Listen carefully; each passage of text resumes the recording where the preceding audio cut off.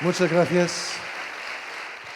Gracias por tus palabras y muchas gracias a Corner, a la Real Sociedad y todos ustedes por arroparnos esta tarde-noche.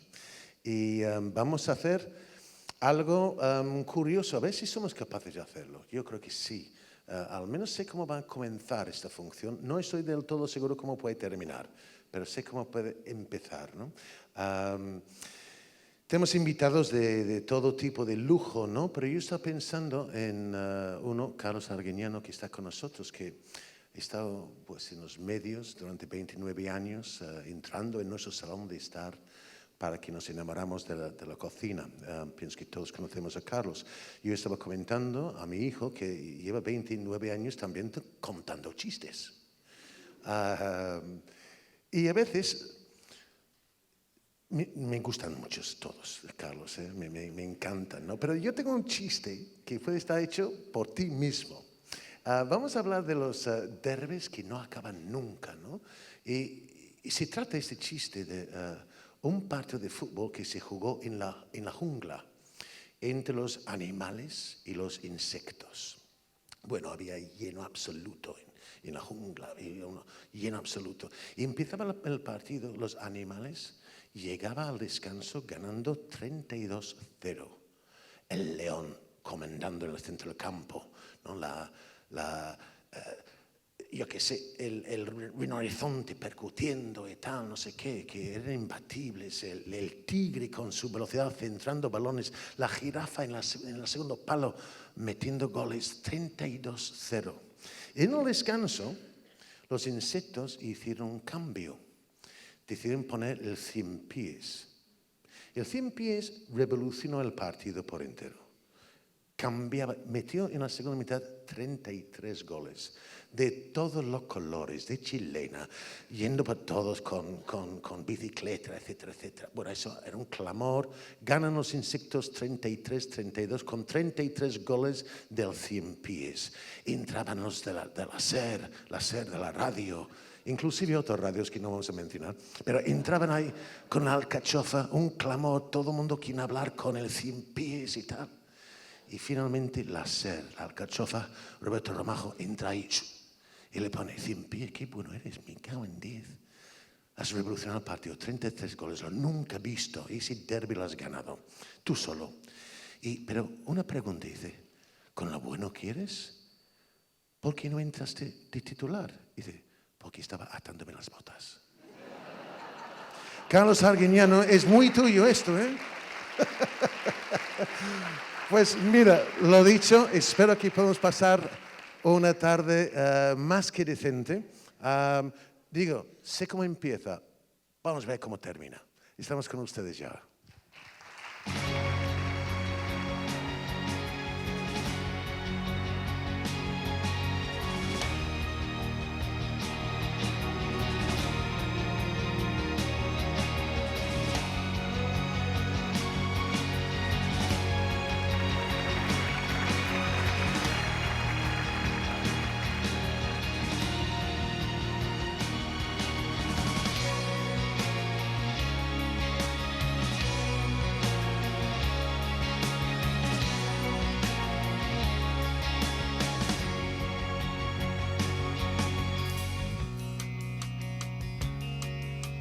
Hola, bienvenidos a Centro Robinson y hoy pues estamos de viaje y estamos en probablemente lo que es la ciudad más bonita de Europa. Estamos en San Sebastián, anda si no tenemos buen curso, aunque lo digo yo.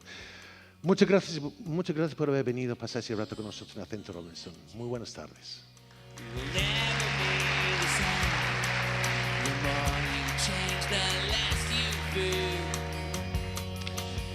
Debo de reconocer que yo pertenezco de uno de los 4.000 millones de varones que no puede jugar en Athletic Club. Es cierto. Es una pena, además. No obstante, el copresentador que tengo a mi izquierda, Liam Robinson, él sí. Él es del elenco que puede jugar en Athletic Club por tu pasado navarro. No te creas, yo era muy malo. No creo que me quieran. Por eso decidiste acompañarme a mí en este Aquí mundo estoy. tan maravilloso. Y a mi lado derecho tengo unos mejores periodistas que yo he conocido. Periodista, escritor, pensador, que tiene buenas observaciones sobre casi todo, casi todo. Y nos va a acompañar con nosotros a lo largo de este programa. Y llego a decir un día que el fútbol es el éxito más innecesario de nuestra civilización. Me encanta. Martín Caparrós, bienvenido. Muchas gracias, Michael, de verdad. Y eso de que es de los éxitos más innecesarios, es que lo entiendo, lo entiendo. Pero también, si no es innecesario, tiene mucho que aportar, ¿no? Es algo muy raro. A mí siempre me sorprendió mucho la idea de que si el fútbol no existiera, nadie andaría por ahí buscándolo, diciendo, oh, ¿dónde está el fútbol? Vamos a encontrarlo, vamos a inventarlo, ¿no? Quiero decir, no nos habríamos enterado. Así como la humanidad durante tantos siglos vivió sin enterarse de que le faltaba el fútbol, no lo sabríamos. Y sin embargo, algo que nadie echaría de menos es algo a lo que miles de millones de personas, 4.000 millones eran los tuyos. Yo creo que Liam debería decir ya, entre paréntesis, para congraciarse con el público local, que justamente porque era muy malo podría haber jugado en el Athletic de Bilbao. Es que no quería empezar la tarde así. Bueno, es que y es cierto que tú trabajaste en Goles, la revista ahí en Argentina, ¿no? Había una revista que se llamaba Goles, sí, y siempre perdíamos. Era curioso, había otra que se llamaba El Gráfico y nos ganaba. Pero sí, trabajé en la revista Goles y no me hagas decir cuándo porque me da mucha vergüenza, pero quizás tú estabas jugando al fútbol en esa época. ¿En el año 74 dónde estabas tú? Yo debuté en el 74, es cierto. Tú sabes en argentino lo que quiere decir debutar, ¿no? ¿No? Ah, bueno, no te lo voy a contar ahora. ¿Así? Me suena como es algo que me gustaría hacer, ¿no? Puede ser, probablemente. Pero también eres de Boca. También soy de Boca. Oye, déjame decir una cosa.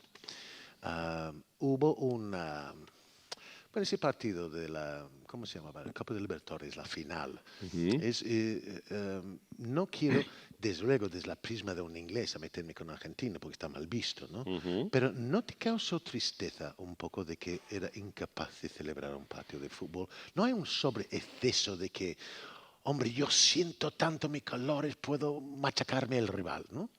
Tristeza es una forma muy inglesa de decirlo, muy británica. Me causó odio, cabreo, indignación, vergüenza, elige. Me pareció tremendo que la Argentina resignara su derecho y su obligación, digamos, una obligación menor, pero obligación al fin, de organizar ese partido, que no hubiesen dicho cuando la primera tentativa falló, bueno, nosotros podemos, lo vamos a hacer, que ni se hable de hacerlo en otro sitio. Fue muy patético, fue yo creo el nivel más bajo, digamos, el fondo que ha tocado el fútbol argentino, que ya parecía que lo había tocado hace mucho, aquí lo llevó a honduras más profundas. En serio, fue muy brutal. Todo esto empezó cuando, bueno, pero eso no lo vamos a decir. No. Pero es que no es implícito amar tus colores tanto que detestas lo demás, ¿no? No debería. Yo creo que no debería ser así. A mí me pasó, mira, yo escribí ahora a partir de ese partido una columna en el New York Times, donde suelo escribir de fútbol, entre otras cosas, que se titulaba Contra los hinchas. Y esto empezó cuando después de ese partido vi un muchacho, lo mostraban en un buen programa de televisión español, que era un hincha de Boca, que estaba desolado porque Boca había perdido ese título tan turrú, y estaba en una acera a la salida del Bernabéu llorando, sentado allí, y lo entrevistaban, y él decía que el dolor que estaba sintiendo era el más profundo de su vida, que nunca había sentido un dolor así, que el año pasado había muerto su mejor amigo y a él no le había dolido tanto. Y yo dije, no, acá hay algo que no puede ser. Quiero decir, nos estamos equivocando. Si alguien puede decir eso y sentir eso sobre todo. Y es un poco como, miren lo mucho que yo quiero lo mío. Es casi, somos mejores hinchas que ellos futbolistas. Porque hay veces cuando yo pienso, los futbolistas no sienten los colores. Déjame decirte una cosa, Martín. Unos lugares más incómodos que yo estuve cuando jugaba fútbol fue en el Liverpool. Porque aunque era un enorme honor, yo soy del Liverpool. Y cada victoria producía euforia y cada derrota algo inmedible. Me vine abajo.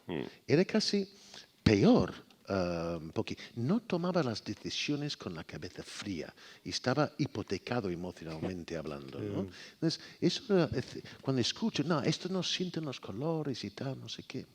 Yo pienso que los futbolistas profesionales siempre intentan hacer lo mejor que pueda.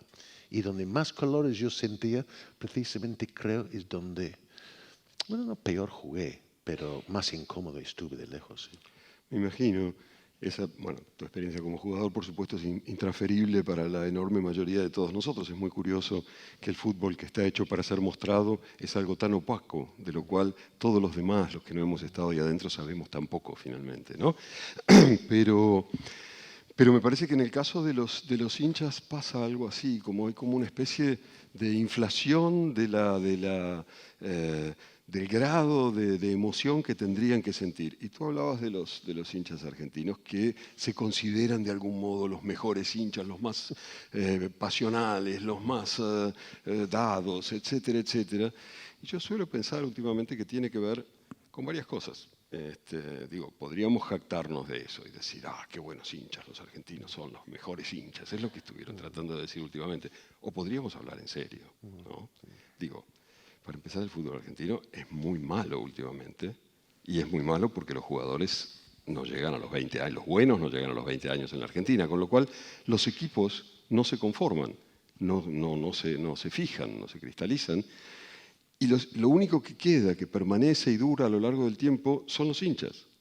Cuando yo era chico, un equipo era algo que se recitaba de memoria, que duraba 15 años, 10, 20 años. Ahora dura un año y medio. Entonces los hinchas se consideran lo único importante allí, ¿no? Y entonces se ha creado esta especie de mitología del hincha. Bueno, nuestro fútbol no es bueno, pero somos tan buenos hinchas. Perdona, la 12, la barra de Boca, canta, pasan los años, pasan los jugadores, la 12 está presente y no deja de alentar. Dicen mucho más sintéticamente todo Somos esto que yo estaba protagonistas, tratando de ¿no? decir. Claro. Martín, ¿tú crees que el estado anímico de la sociedad es lo que se refleja en el fútbol argentino? Es difícil, ¿no? Estas como grandes generalizaciones sociológicas. Porque qué sé yo, hubo momentos en que el estado anímico de la sociedad argentina también era bajo, es lo que suele hacer la sociedad argentina, y sin embargo no había estos desastres futbolísticos. La Argentina en este momento es el único país del mundo que no consigue organizar partidos con hinchadas visitantes en el campo. Es fuerte, hay 210 países en la FIFA, hay 209 que pueden organizar partidos con una hinchada pequeña, hinchada visitante, hay uno que no.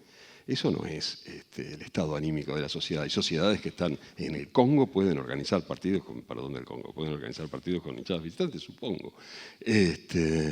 Yo creo que eso tiene que ver con un fenómeno mucho más complejo, de cómo los dirigentes de los clubes entregaron de algún modo sus clubes a las barras bravas, y cuando digo dirigentes de los clubes, algunos han llegado a altas magistraturas de la nación, como bien saben. El presidente del Estado, ¿no? El presidente de la Argentina era el presidente de mi club.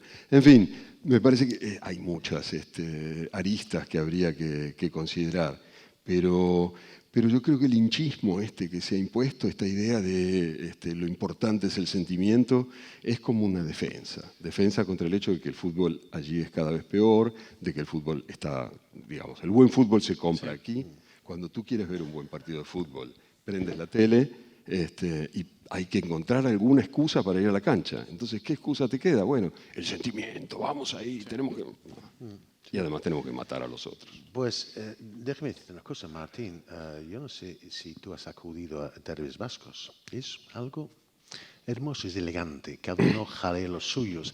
Aquí estamos haciendo una pequeña fotografía para nuestros oyentes de la cadena SER, que estoy en el teatro principal, y a mi lado derecho hay una bandera de Athletic Club, una bandera del Arial, y nadie aquí en San Sebastián ha intentado tirar por debajo la bandera de Athletic Club de Bilbao. Es quizás el único derbi donde se mezclan en las gradas, que caminan a los campos, y estoy seguro que tiene ganas de ganar casi siempre. Sin embargo, tiene una elegancia deportiva casi en todo, porque yo soy muy fan de los Eric Kirolak, los deportes vascos, ¿no? Que tiene mucha razón de ser porque forman parte de su día a día de antaño, ¿no? Si son los escolares, los traineras, todos esos deportes tienen su razón de ser. Y hay una gran rivalidad. Esto de que los derbis no acaban nunca aquí. Y esta noche es mi placer a presentarte a ti, Martín, a Liam y ustedes en el Teatro El Imperio, escuchando la cadena SER.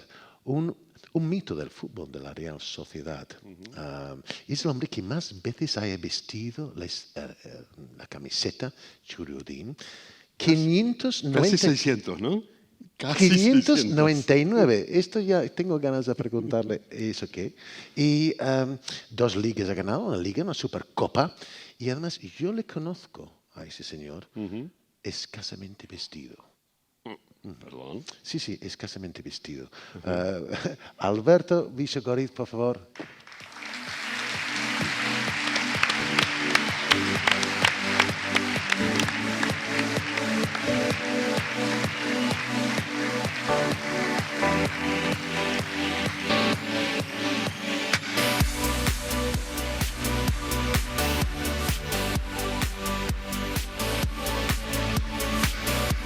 Pues, Vicio, muchísimas gracias. 599, ¿qué pasa? ¿Qué pasó? Bueno, primero, buenas tardes a todos, a Arratsaldeon. Esa es la anécdota que un paisano tuyo que tú conoces muy bien, Tosak, ¿Qué le hiciste para pues hacerte ese putada? por intentar abreviarlo, yo creo que esa semana jugamos un partido en casa, el penúltimo partido, que fue la despedida mía contra el Tenerife, fue la despedida de Atocha también, año 93, y en la ducha ya me había duchado y vino Tosa por detrás y me preguntó cuántos partidos había jugado yo oficiales. Y le dije que 599. Entonces me dijo que era un número muy bonito y yo le dije que 600 era mucho más bonito y había muy pocos jugadores que habían llegado a jugarlos y que a mí me hacía ilusión jugar 600. Y me dijo, ya, pero 599 suena muy bien, es bonito. Y yo me fui para casa desmoralizado. Pensé que ya había acabado todo para mí, pero la sorpresa fue que el sábado en la convocatoria para ir al Nou Camp, el último partido, pues me llevó convocado. Entonces pensaba seguro que iba a jugar. Moví a toda mi familia, le dije a los amigos que fueran y al final pues me tuvo 1 hora calentando y no salí al campo. ¿Y se reía o...? Él, no sé, yo estaba con un cabreo terrible, pero luego la verdad es que en el fondo tenía razón, porque se quedó en una anécdota, 599 es un número bonito y encima el honor de estar ahí en la lista el primero, ¿no? Yo creo que hay una historia detrás de aquello que no vas a soltar, porque es incomprensible sabiendo que son 599 y te tienen 1 hora calentando. Y a lo mejor es ese perversa humor británica o algo así. Sí, humor británico seguro, porque yo aquí no lo había visto. ¿No?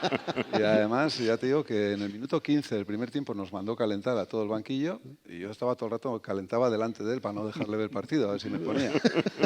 Y le preguntaba todo el rato, mister, ¿qué tal? Y me decía, no, sigue, y hasta que hizo el segundo cambio y no me puso, claro. Pues hace unas fechas hicimos un programa Informe Robinson, cosas que hago en la tele, Martín. Y se trataba de los jugadores que habían marcado un solo gol con su selección. Y tuvimos el honor de estar con Vicio y marcaste ese gol contra Bélgica en el Mundial de Italia, ¿no? En Italia 90, sí. El 2-1, 2-1. líderes. Pues mira, ¿cómo fue la experiencia de ese Mundial? Tú solo habías jugado en la Real Sociedad, un gran honor, la mejor quinta que he tenido nunca, 2 ligas con la Real, pero ir a jugar con la selección en Italia, ¿te supuso algo muy especial? Sí, porque primero cuando me convocó Suárez ya para el grupo de clasificación para el Mundial, que me sorprendió porque yo tenía 30 años y no había estado nunca en la selección, con lo cual no pensaba que tenía esa posibilidad de ir.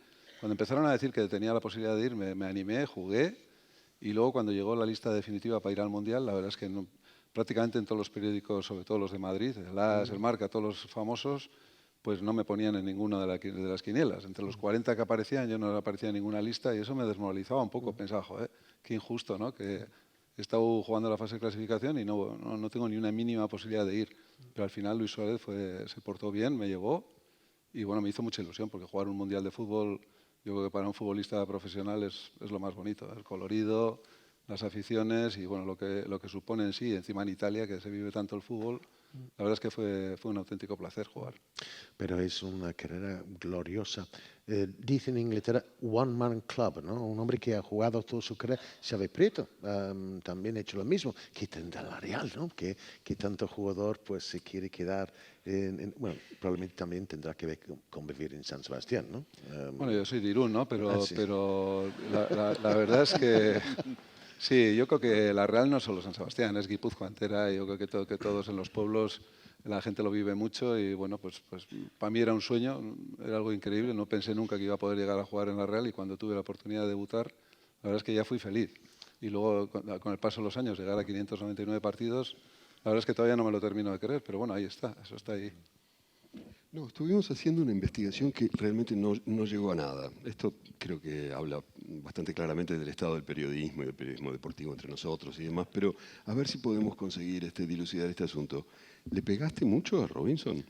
No, le he comentado antes, hemos estado ahí fuera y le he comentado que yo creo que tengo con él un feeling especial, porque yo cuando jugaba en la Real y él vino del Liverpool a jugar en Osasuna, la verdad es que era un delantero pues como es ahora. Era fuerte, grande, difícil de marcar y bueno, y venía del Liverpool, ¿no? Entonces, ya desde entonces ya, bueno, pues tuve no sé, siempre ha sido una persona que me ha llamado mucho la atención y luego le he seguido toda su carrera aquí, desde que está aquí, lo he comentado fuera, los programas que ha hecho siempre. El informe que me hicieron a mí ha sido lo más bonito que me han hecho a mí en la vida, ya no solo en el fútbol, sino fue un informe con un cariño, con una profesionalidad, todo el equipo que tiene y la verdad es que disfruté, pero un montón, en esa entrevista, esos días que estuve con ellos y luego cuando vi el resultado en la televisión también me sorprendió muchísimo porque son unos fenómenos, vamos, y en la radio veo que lo mismo. Qué respuesta tan diplomática. Seguimos sin saber si pero- te pegó o no te pegó. Yo te iba a decir, ¿Te pegó o ¿y no él? te pegó? Cuenta tú. ¿Y él te daba?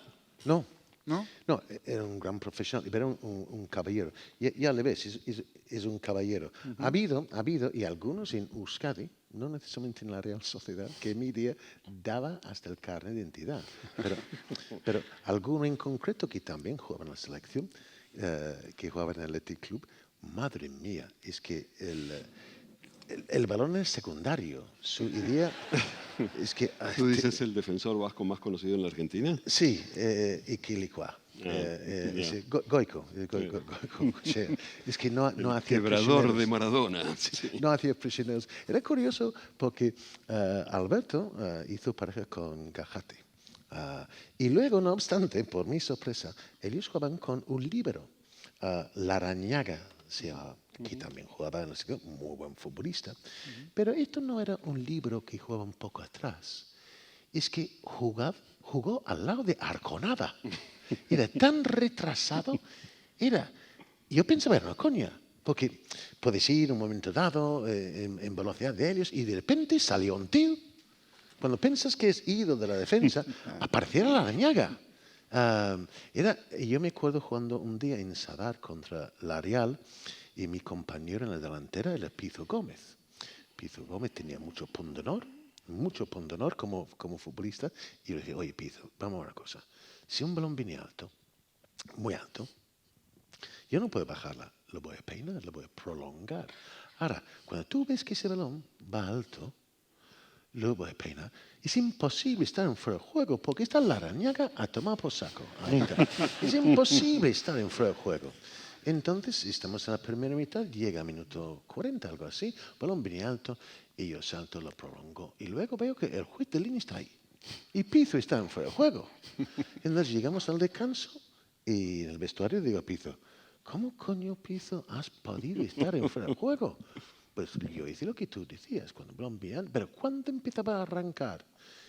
Justo cuando Castañeda estaba dibujándose, porque yo sabía sus balones siempre ha arrancado demasiado temprano. Yo creo que Pizo Gómez es el único futbolista de la Liga Española que está en fuera de juego contra la Real Sociedad con la Arañaga. El único. Mira, tienes el hijo en Formentera, de 9 años. De 9, ¿cómo es eso? Que un central tiene un hijo de delantero centro. Pues como los hijos de hoy en día, que no nos hacen caso los consejos que les damos. Yo Oye, le dije que... oye, sí, presta. sí, Igualito. escucha, sí.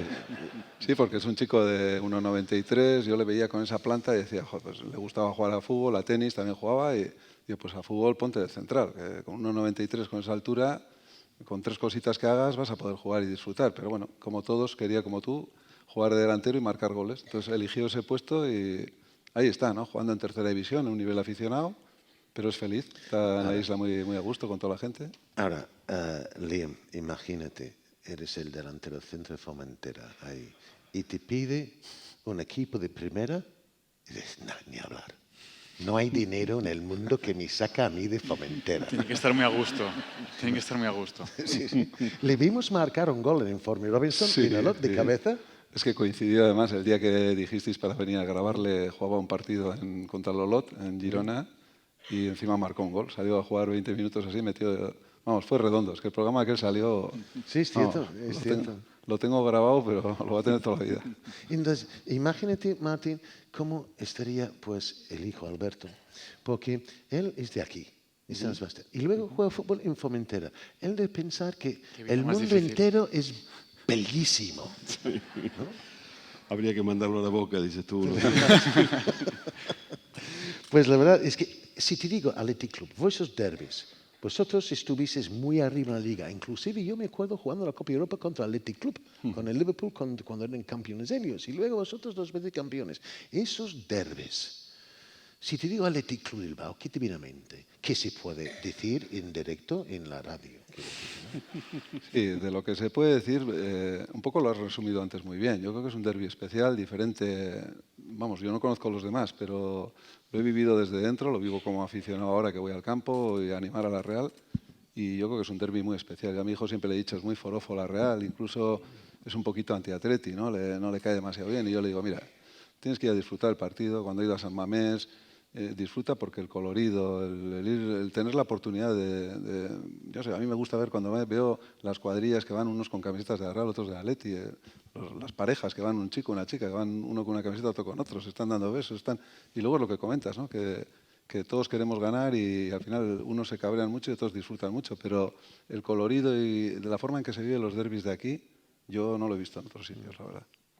Cuando tú te decidiste retirar, también fue el mismo año, por primera vez en toda tu carrera, que fuiste suplente. Bueno, primero, no me decidí retirar, me echaron, yo no me quería ir. Yo estaba con 35 Pero años. es una gran pista Pues cuando juegas 599 partidos y te tiene calentando 1 hora y no te pone... Es una pista, ¿eh? Sí, sí. Es decir, te están intentando decir algo, ¿no? Sí, algo está tratando Yo de creo que no lo quería, yo no me lo quería querer porque estaba tan feliz, he sido tan feliz jugando en la Real y cada día que iba a entrenar y todos los partidos que he podido jugar que no quería que aquello se acabara nunca, pero bueno, lo entendía perfectamente y llegó el momento y bueno, yo tenía 35 años ya. Pero iba a decir, esa sensación de durante toda tu carrera ser un titular indiscutible, a de repente un día para otro estás en el banquillo, ¿esa sensación cómo es? Estar en el banquillo no es nada fácil, pero yo lo asumí bien. Yo creo que era un rol... También Tosak habló con nosotros ese año al empezar la temporada y nos dijo, a Larrañaga, a Gajate y a mí, me acuerdo que nos reunió en su pequeño despacho ahí en su vestuario y nos dijo que habíamos dado mucho en la Real, que posiblemente podría ser el último año nuestro o no, pero bueno, que no nos lo aseguraba, pero que quería que fuéramos felices. Y dando ánimos, ¿no? Que disfrutáramos, nos dijo disfrutar. Empezar el año. Sí, que el peso lo tiene que coger otra gente ya, coger la responsabilidad, vosotros disfrutar. Luego no es así. El banco. Sí, al Disfrutar final del banco. No es así porque sufres cuando estás en el banco, sufres cuando pierdes, sufres cuando el equipo no va bien. Pero bueno, el mensaje estaba claro, que ya llegaba a nuestro final. ¿Cómo era? Porque tú vivías ambas épocas cuando solo se jugaba también en la Real los chicos de Euskadi, ¿no? Y luego abrió el abanico para los extranjeros. Oye, por cierto, venía Dalian Atkinson, un jugador negro, y le llamaban aquí el chiperón. Sí, le llamaban el chiperón. Pues venían extranjeros, venía John Aldridge, Fue el Kevin primero, Richardson, primero. sí, y yo jugaba con él en la selección. Era un shock. Sí, nos costó, porque, bueno, primero porque todos, yo mamé la Real Sociedad, pues todos jugadores de casa, todos desde pequeños jugando a la playa, ya cuando te cogían, ya, vamos, que todos nos conocíamos desde el Sanse, teníamos un ambiente, un vestuario muy unido, muy bueno, todos de aquí. Y cuando se empezó a rumorear y que que se abría el mercado y que iba a venir un primer extranjero, la verdad es que estábamos todos como un poquito expectantes y quizá un poco como en guardia, ¿no? Pensando, bueno, a ver cómo es, a ver, no sé, como que era algo muy extraño. Luego vino John Aldrich y yo creo que, bueno, tú creo que le conocerás muy bien. Sí. La verdad es que es un personaje sensacional. Yo creo que cuando vino se adaptó perfectamente, no en el idioma, porque os cuesta muchísimo, a todos los británicos. Cuando venís aquí, es cierto, os pasa esto, pero luego era un tío sensacional. Era en el vestuario el primero que te sacaba la cara a cualquier compañero, en el campo se partía la cara con todos, era delgadito, marcaba un montón de goles y nosotros le mirábamos y dijo, este tío ha venido aquí, da todo como un chaval recién salido, entonces claro, fue un ejemplo muy bueno. No todos los que han venido han sido de ese nivel y de ese tipo, pero el primero que vino, que fue él, yo creo que nos hizo ya a todos estar como más tranquilos, ¿no? Pensamos, joder, si este se ha adaptado tan bien y se siente tan a gusto y nos transmite tanto, pues bueno. Y luego yo creo que aquí en el vestuario, en la Real, a pesar de que éramos todos de aquí, yo creo que se ha admitido siempre muy bien a todo el que ha venido y se lo ha metido enseguida dentro del grupo. Pues yo me acuerdo, en aquellos tiempos también hubo una especie de despiste en la Real. Porque claro, yo siendo unos 4.000 millones de varones que no puedo jugar en Athletic Club, pues no me siento discriminado. Si tú discriminas contra todo el mundo, no hay discriminación. Es una preferencia. Pero ahora, si tú vas a jugar con los chicos de casa y luego de cualquier lado del mundo menos Aranjuez, ya es un poco una discriminación. Y además me acuerdo hablando con Iñaki Alquiza, que me cae fantásticamente bien, de, oye, ¿esto? ¿Un chico de España no puede jugar aquí? De, ¿cómo que no? No, yo pregunto yo a ti, porque no hay ninguno, ¿no? Y más o menos estaba pues bailando un alambre, pero es cierto que no había una regla en la Constitución que no puede jugar en español. Y luego me acuerdo que fichasteis el primero y se llamaba Boris y era rubio. Había un despiste, pensaba que era un ruso por un momento y luego se daban cuenta al final que era Oviedo, ¿no? Sí, la verdad es que yo tengo el recuerdo muy bien porque es verdad que no había una ley escrita, pero sí que, bueno, pues no se fichaba ningún jugador del Estado español, ¿no? Entonces al final vino Boris, ya me acuerdo que vino Boris, sí, que era rubio, de Oviedo, tal. Sí. Era un despiste. Sí. Vamos a fichar a uno que se llama Boris y se llama El Rubio. Yo creo que nos costó a todos primero porque también habíamos tenido unos años muy buenos y todos éramos de casa y bueno, pues también eso también es un orgullo y estábamos muy contentos, ¿no? Pero yo creo que fue un acierto también el abrir el vestuario y abrir a la gente que vino de fuera, porque muchos de los que han venido la verdad es que se han portado y han sido como si fueran de aquí. Quiero hablarte de Atocha. ¿Retiraste tú con Atocha? Mira, el hecho de haberme quedado en 599 me permite poder decir que me despedí el último partido que se jugó oficial en Atocha, que para mí también es un orgullo despedirme con Atocha. Vamos, eso ha sido tremendo, claro. Atocha Martín es un campo de fútbol que es como un sello postal, pero no da claustrofobia, te da un ambiente. Es que el público estaba como aquí a ese donde ponen la sed, al lado. Habrás visto los semblantes de la afición, ¿no? Eso que dices, Michael, yo lo he comentado siempre. Yo tengo el recuerdo de Atocha de la gente que venía a vernos y yo les conocía. Bueno, y ellos a nosotros, por supuesto, pero nosotros a ellos también les conocíamos. Sabíamos, como además el campo era incómodo, mucha gente iba 1 hora y media antes al campo ya y nos veía en el calentamiento. Cuando salíamos nos saludábamos ya. Éramos como, no sé, una familia como más unida, ¿no? Porque nos conocíamos las caras, los nombres. Y es por la cercanía que había y todo esto, ¿no? Es difícil explicarlo ahora, pero era así. En el fútbol inglés, los campos van cambiando poco a poco, pero el Anfield en que jugué yo y The Cop, que es detrás de una portería, la gente está muy cerca. Y cuando salimos, yo calentaba Grobbelaar, el portero, un poco. Y había había un tío que estaba al lado del palo izquierdo de Bruce Grobbelaar, la derecha para mí y yo le calentaba a Bruce un poco. Él siempre iba con una bolsa de patatas, fish and chips, y él me decía, ¡es un manta, Robinson! ¡Es un manta! Y tal, no sé qué. ¿En el original cómo es eso? Que, you're a one, bueno, pajillero, bueno, wanka y tal, no sé qué. Y bueno, ya, yo no hice ni puto caso. Y bueno, empezamos a jugar un partido contra Fulham. Y había un córner a favor y yo voy al primer palo. Y me empujan cuando estoy en el aire y me tuerzo el tobillo. Entonces me caigo al lado de aquel poste y de repente el tío me dice, Michael, ¿quieres una patata? En el fondo me quería. Bueno, sin llegar a ese nivel de familiaridad y de cercanía, a mí siempre me intrigó mucho, y se lo he preguntado a distintos jugadores, muchos de Boca entre ellos, ¿qué influencia tiene el ambiente en el partido? Porque ustedes finalmente están en un cuadrado absolutamente resguardado, no les pueden hacer nada. Que grite esa gente, bueno, está bien, es su problema. ¿A ustedes les cambia realmente la forma de jugar? Que haya mucha gente gritándole, alentándole, o que lo silben, o que X, Y, lo que pasa afuera, ¿influye en lo que pasa adentro? Yo creo que sí influye, pero tampoco puedo opinar muy objetivamente porque al final yo siempre jugué en Atocha, entonces solo conocía Atocha, no llegué a jugar en Anoeta. Y sí influye porque cuando fui a la selección y coincidí con jugadores de otros muchos equipos, del Madrid, del Barça, todos coincidían en que Atocha era un campo que les encantaba venir a jugar, pero que pasaban miedo. O sea, que sabían que tenían un partido complicado, difícil. El público les presionaba mucho, nosotros les presionábamos mucho, pero disfrutaban viniendo a jugar aquí. O sea, también para el de fuera también era un campo bonito para venir a jugar. Y para el de casa era una gozada, porque era sentirte muy arropado y cuando estabas mal, el público te empujaba un poquito hacia arriba. Yo me gustaba más el ambiente hostil, jugar fuera de casa, porque no tenía por qué complacerles y tenía que tomar las decisiones con mente fría. Y estando en Anfield, y tú vas, si el balón sale del campo, digamos, ¿no? Y lo recoges, y hay gente diciendo cómo te quieren y tal, cómo están, y tienes que complacerles. Es una putada, tanta responsabilidad.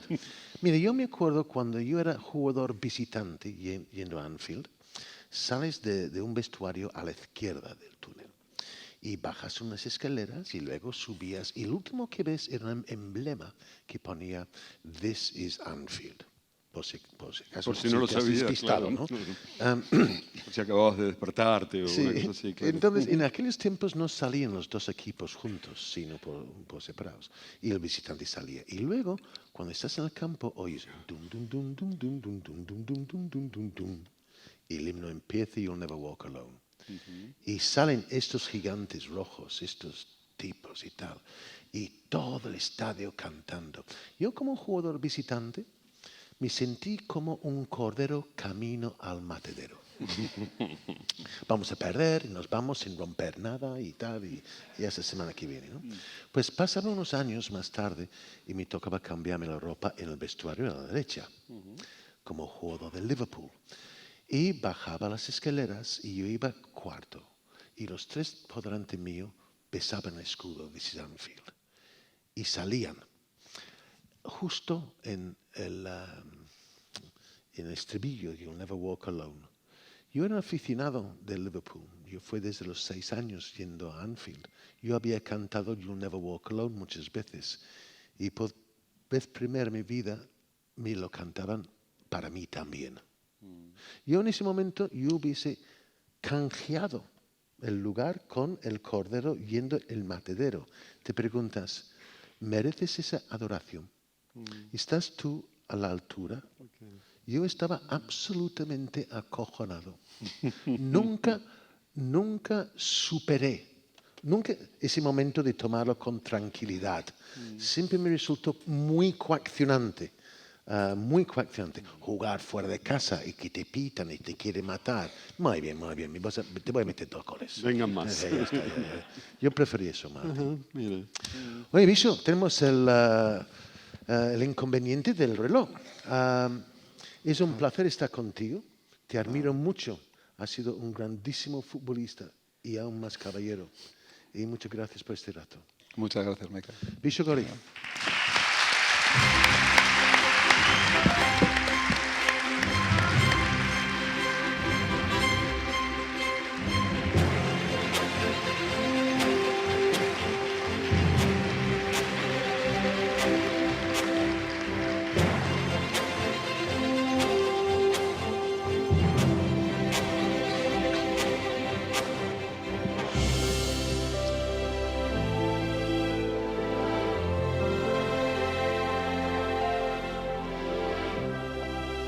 Y aquí estamos con más acento Robinson y vamos a jugar otro derby, pero con dos mitos de la cultura culinaria.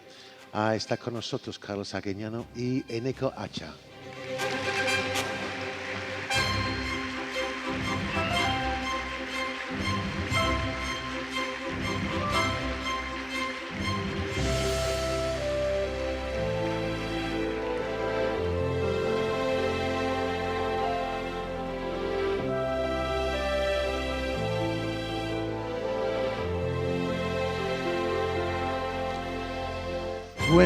Bueno, qué suerte tenemos.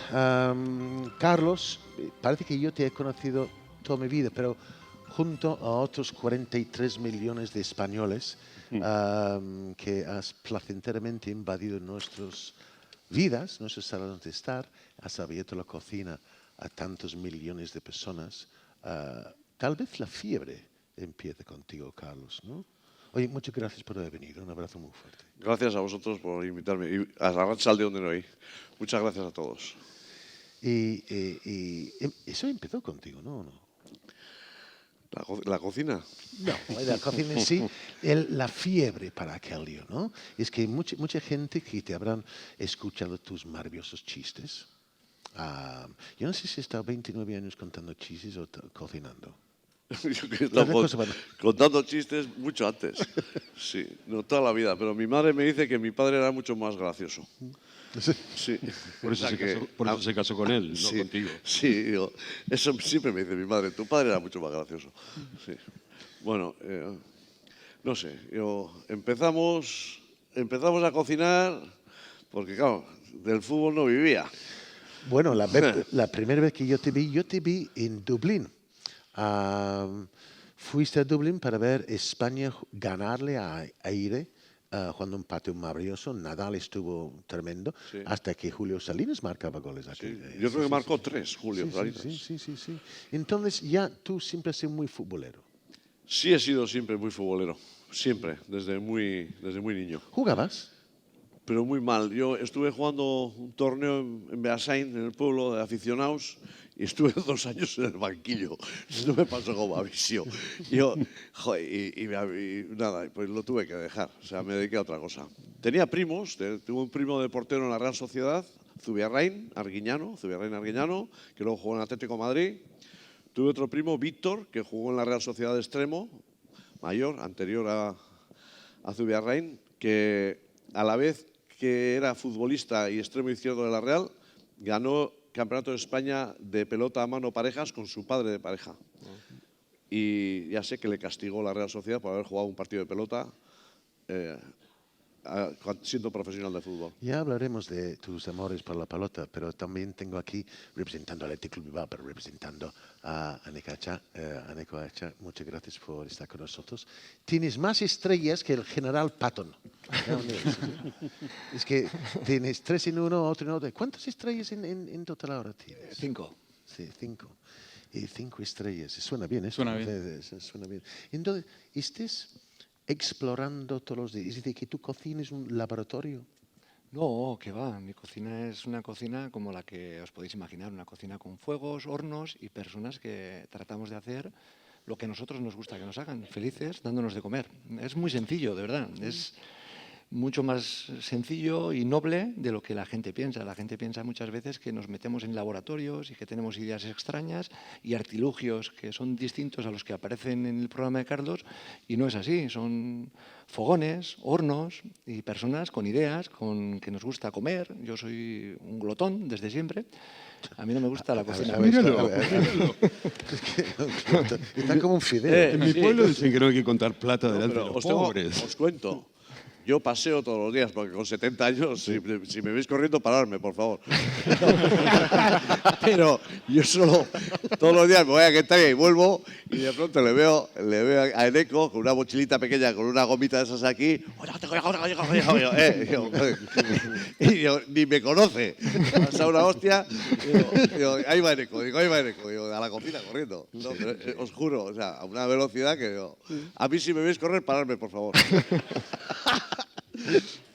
Entonces, glotón. Quedamos en aquel glotón. Sí. Pero sin expresión, porque ya tienes tantas estrellas, tienes una reputación y tal, y ya irás innovando. Y hay un momento cuando piensas, a ver qué dicen de esto. Todos los días. Todos los días. Nosotros somos como cuando los futbolistas salen al campo de fútbol, que se sienten observados y que todo el mundo va a juzgar su trabajo. Pues nosotros más de lo mismo. Cuando la gente viene al restaurante es como el estadio. Opinan libremente de lo que nosotros hacemos todos los días para ellos. Entonces, el primero que tiene que juzgar su propio trabajo es el cocinero, la gente de sala, la gente de la limpieza. Probamos lo que hacemos y buscamos más o menos la unanimidad de lo que hacemos. Con los dos, el público es muy respetuoso por vuestro estatus y a lo mejor tienden a ser más benevolentes, ¿o qué va? Te van a decir, oye, Carlos, Eneco, esto es incomestible o esto está mal. Hombre, yo creo que la gente en líneas generales nos valora mucho. Nos valora mucho porque todos comemos todos los días. Yo siempre digo, todos comemos todos los días. El mérito de los restaurantes es que tú des de comer a 40, 60 o 100 personas todos los días que son de distintas madres, de distintas casas, de distintos países, han venido a tu casa a comer y tú les tienes que... Yo suelo decir que por la boca entra la salud y la enfermedad. Y el gusto, claro, no cabe duda. Entonces, yo me siento muy valorado en líneas generales. Eso no quiere decir que le guste a todo el mundo las cosas que tú hagas, pero que si tú te preocupas de comprar bien y de cocinar con mimo, yo tengo el 98% de posibilidades de triunfar. O sea, otra cosa es que no hayas comprado bien. Si no has comprado bien, difícilmente con un producto de nota 4 vas a hacer feliz a nadie. Le vas a poder quitar el hambre a alguien, pero feliz no le vas a hacer.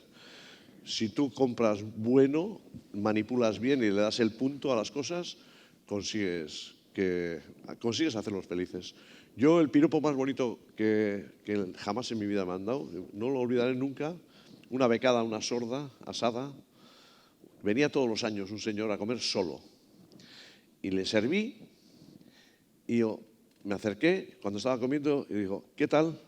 Y me miró y me dijo, en este momento estoy disfrutando tanto que prefiero que no me molestes. Y dice, luego hablamos. Hasta luego. Ay, Carlos, molestando al cliente ahí. Y Eneco, a ti, que la gente no es proclive delante de Eneco H, dice que por cierto es un tuercebotas, ¿no? No, normalmente nos admiran y les gusta lo que hacemos para ellos. Y yo siempre digo que tenemos el oficio de los más bonitos del mundo, porque tú piensas que alguien que quiere venir a nuestro restaurante hace una reserva con cierta antelación, se toma la molestia de venir, de comer, de pagar. Y además te abrazan y te piden una foto. Es el oficio perfecto, ¿no? Pues, pero lo que Y no pasa... tienes un equipo enfrente, ¿no? No, Gente es que muy está tratando bonito. de impedirte que Normalmente cocines. es bonito. También tienes que escuchar las críticas, ¿no? Cuando a alguien no le ha gustado, cuando las expectativas que habías creado han estado por encima de lo que después ha vivido el cliente. Oye, o la clienta, ¿no? ahora tú Athletic Club, porque eres muy futbolero, Sí, muy, así es. muy de Athletic, y es que ya tienes cocinero como presidente. Es verdad, es verdad. ¿Has visto, Carlos? Sí, sí, sí. Sí. ¿Tú has pensado en la Real que un día... No, ya salió el día de los inocentes, ya salió que yo con una bandera de la realidad, venga, y decía Arguiñano que no, Arguiñano siempre ha estado ligado al deporte, pero no, el fútbol es muy difícil, es muy complicado el fútbol y hoy día mucho más. ¿Y cómo ves Eneco ahora? Porque tienes una cosa, entiendo que es la zona, la área VIP en San Mamés, ¿no? Explícanos un poco cómo es eso. Es un anillo donde todos los socios pueden acceder pagando un plus y tienen servicios distintos, vamos a decir, incluso gastronómicos también. Hay distintos cocineros, también nuestros restaurantes están incluidos, donde se da de comer también pues para esos socios que quieren acceder a ese área VIP, ¿no? Yo lo entiendo como una zona moderna que el club ha querido poner, pues con otros servicios añadidos a los que ya existían antes también, ¿no? Aunque yo normalmente, como socio del Atleti, pues voy a mi localidad y disfruto desde mi localidad, que para mí ya es suficiente. Me como 2 bocadillos cada vez que voy al partido. ¿2 bocadillos? 2, siempre. ¿Los llevas en el tupper? 2. En el tupper. Llevo mochilita y 2 bocadillos. Sí, sí. ¿De qué? Depende, pero normalmente tortilla patata suele ser. Los dos, sí, me gusta. ¿Y cómo ves este nuevo proyecto de Athletic Club? Pues yo estoy contento siempre, ¿no? Siempre con la duda de pues cuánto vamos a durar en primera división con la filosofía que tenemos, amando la filosofía que tenemos también, prefiriendo estar pues en otras categorías, pero manteniendo esta filosofía y siendo justos con lo que hacemos, no pensando ni que somos mejores ni peores que los demás, sabiendo que somos diferentes. Y esa diversidad y ese valor diferenciador es el que hace que el Athletic sea un club conocido en el resto del mundo. Y yo creo que tenemos que mantenerlo y ser honestos y no tener miedo a bajar o a enfrentarnos a nuevos retos, y teniendo claro que si de verdad sentimos que ese valor diferenciador o que esa apuesta por la gente local y del entorno nos hace especiales, pues que vayamos con ello hasta el final. Te voy a confesar una cosa, Eneco, y espero que el público me perdone, que una de las noches más felices que yo he sentido comentando un partido de fútbol fue en San Mamés. Fue un partido para entrar en la fase de grupos del Champions League y el Athletic Club recibió el Napoli. Napoli había gastado fortunas en formar un equipo de superstars del mundo entero y los chicos de casa tenían que enfrentarse con ellos. ¿Cuándo?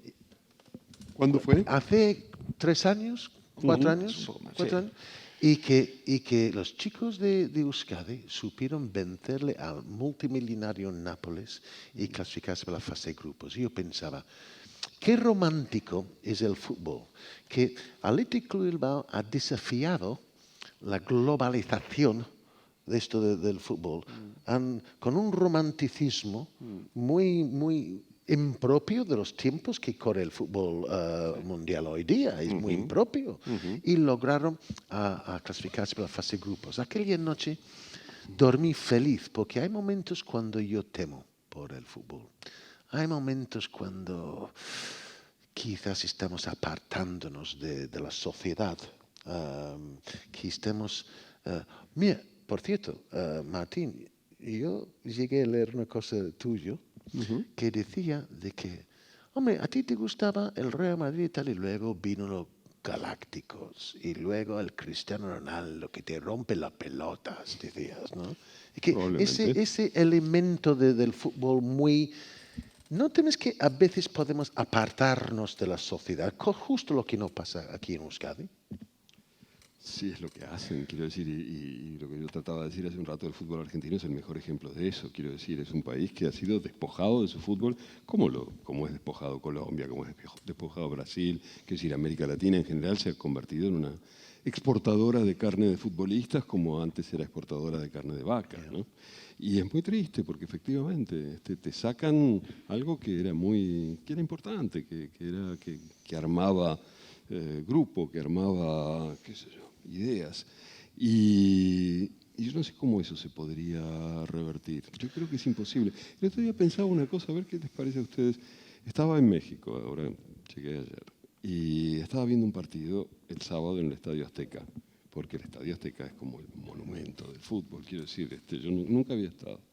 Y me pareció que alguna vez tenía que ir. 2 de los grandes momentos de la historia del fútbol sucedieron allí. Un gol y otro gol, ¿no? Sí, sí. No, y Brasil del 70. Y entonces, y veía un partido, y era muy malo, realmente era malo, con perdón. Y me pregunté de pronto si no es que todos los partidos hasta hace 20 años eran más o menos así, o más o menos como son los partidos del fútbol argentino, que son difíciles de ver, trabados, sin 5 pases seguidos. Si todos los partidos no eran así hasta hace 20 años o 15 años, y ahora se nos ha educado la mirada por este fútbol de hiperconcentración de los mejores, por estos equipos que son seleccionados del planeta, el Barcelona, el Madrid, la Juventus, los Manchester, el Bayern, el PSG y todo eso, y nos han hecho pensar que el fútbol es otra cosa que lo que pensamos hasta hace 15 años, ¿no?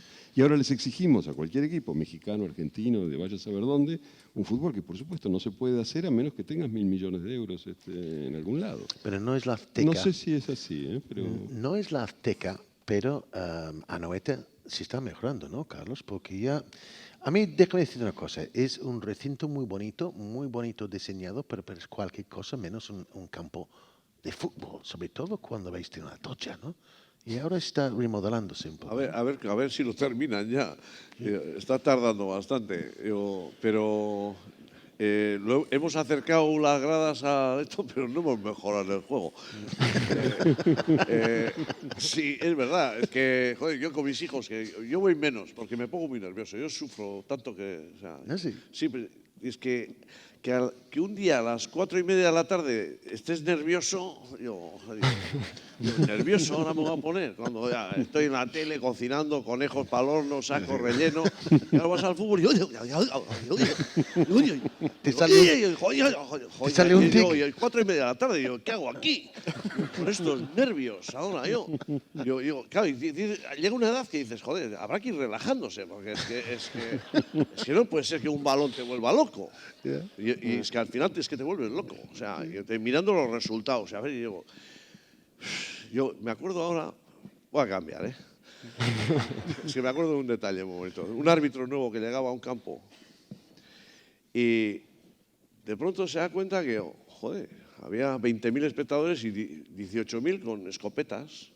Joder, con escopetas. Y el árbitro había llegado y había todo el mundo con las escopetas, cargadores de cartuchos. Y al delegado de allí le digo, oye, ¿esto? No, es que aquí lo celebramos siempre a tiros cuando metemos los goles. Y dice, joder, y cuando perdéis, y dice, aquí no hemos perdido nunca.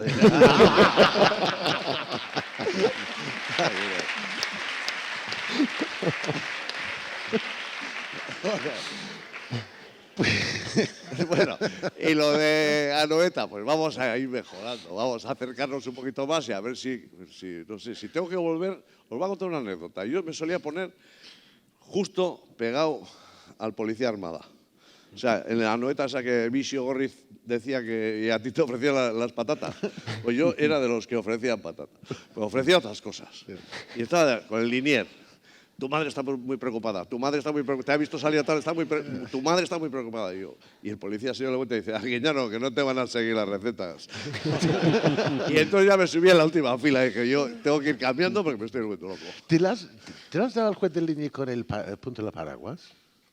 No, yo paraguas eso no, pero yo me recuerdo que el policía es que lo tenía el cogote aquí, el policía, y se dio la vuelta y dice, Arguiñano, claro, estaba ya el tío ya que con la cabeza sí lo tenía. Pero yo estaba con el linier. Qué malo eres, qué malo eres.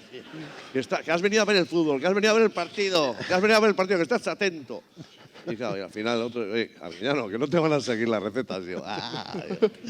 Yo me tengo que retirar de esto porque... ¿Y tú, Eneco, te pones un poco nervioso o no? No, yo disfruto. Tengo adrenalina y me pongo un poquito más tenso de lo normal, pero luego siempre duermo bien, gane o pierda. Es decir, el fútbol para mí tiene los límites. El ir al fútbol no solo es ir al fútbol. Cuando el Atleti juega fuera, si podemos los de la cuadrilla, hacemos una cena. Ya el pretexto ya merece la pena. Gane o pierda, siempre hay algo positivo. Y cuando vas al campo, pues te haces el bocata, te vas allí, tomas un par de chiquitos, un par de vinos antes de entrar al campo. Después tienes que comentar un poco lo bueno y lo malo del fútbol, tomas otro vinito y vas a casa. Quiero decir, siempre tiene algo positivo.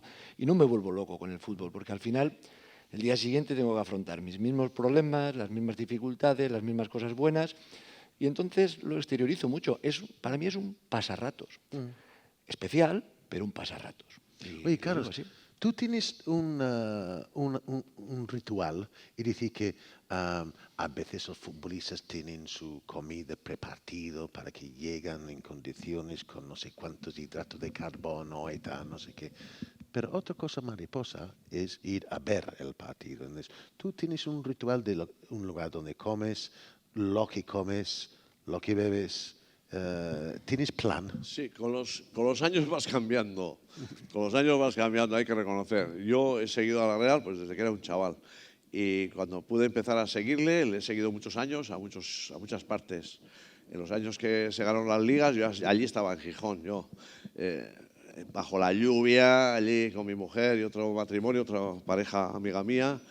Pero aquel día fue, pues yo creo que probablemente el momento más grande que he vivido yo del fútbol. O sea, ganar una liga en Gijón, joder, lloviendo, todo mojado, y verles a estos fenómenos. Porque entonces sí que, o sea, la Real de entonces era una sensación de que es que éramos buenísimos. Éramos, digo. Es que yo me sentía, es que, joder, es que era una cosa, yo, verle parar un balón a López Ufarte, o sea, un balón que venía de allí arriba donde están los focos esos, yo hacía así con el pie, tac, y yo, ahí va. Y luego un defensa alto y le pasaba el balón por encima. Y yo, uy, tac, y estaba con el balón otra vez. Y yo, uy. Y luego los defensas, Gordi y Gajate. O sea, allí no pasaba nadie. O sea, era un juego... Bueno. Muy pocos. Aquellos años fueron alucinantes.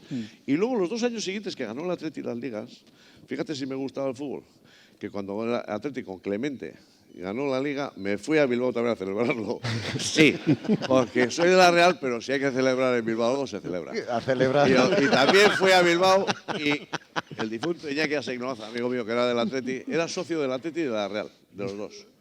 Y entonces la acompañé a Bilbao, se ganó la liga en Bilbao y al chaval que tenía la bandera más grande se la compramos. 2.000 pesetas le dimos de las de entonces y nos dio la bandera y yo estuve con la bandera del Atleti por Bilbao. Ari, Ari, Ari, Clemente Lendakari, Ari, Ari, Ari, Clemente Lendakari. A muerte, a muerte. Qué bueno el oportunismo.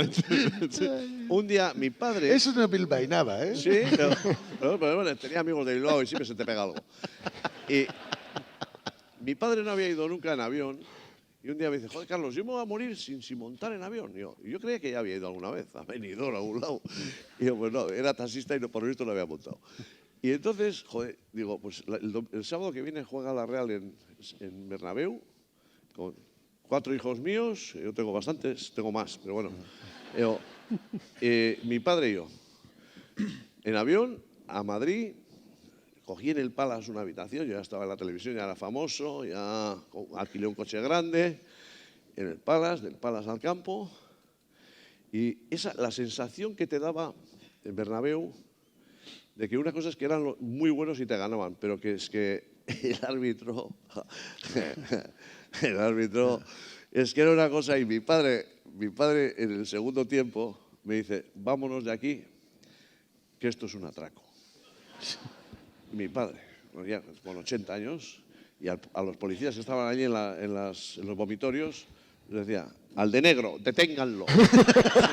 Al de negro, deténganlo. Mi padre había sido franquista, tenía puntito. Al de negro, deténganlo 6 veces. Y nos miraban así, como dice, y nos fuimos, los nietos, el hijo, y a la calle. Claro, a él le pareció que era un robo. Es que eso de que fuera del área nunca es penalti. Yeah. Y pues igual era penalti. Yeah. Y lo que era dentro del área también se sacaba. Y es que eso lo hemos visto. Yo estuvimos 22 años la Real sin ganarle al Madrid ni allí ni aquí. Y yo era la Real a muerte. Llega un momento, 22 años sin ganarle ni allí ni aquí. Di Stéfano, que dice amistad con Di Stéfano, porque nosotros organizamos el torneo Euskadi de fútbol 3 años, la Real, el Atleti y el Madrid. Y Di Stéfano venía representante del Madrid a las comidas y yo me decía, Arguiñano, ¿qué recuerdos tengo de Atocha? Lo regaban toda la noche. Y le ponían al delantero centro, que era Paz, que era el más grande que tenía, le ponían para marcarme. Y bueno, todo el partido, zu. Y cuando terminó el partido, cogí la bola y le dije, tocadla. Eso me contó Di Stéfano. Tocadla.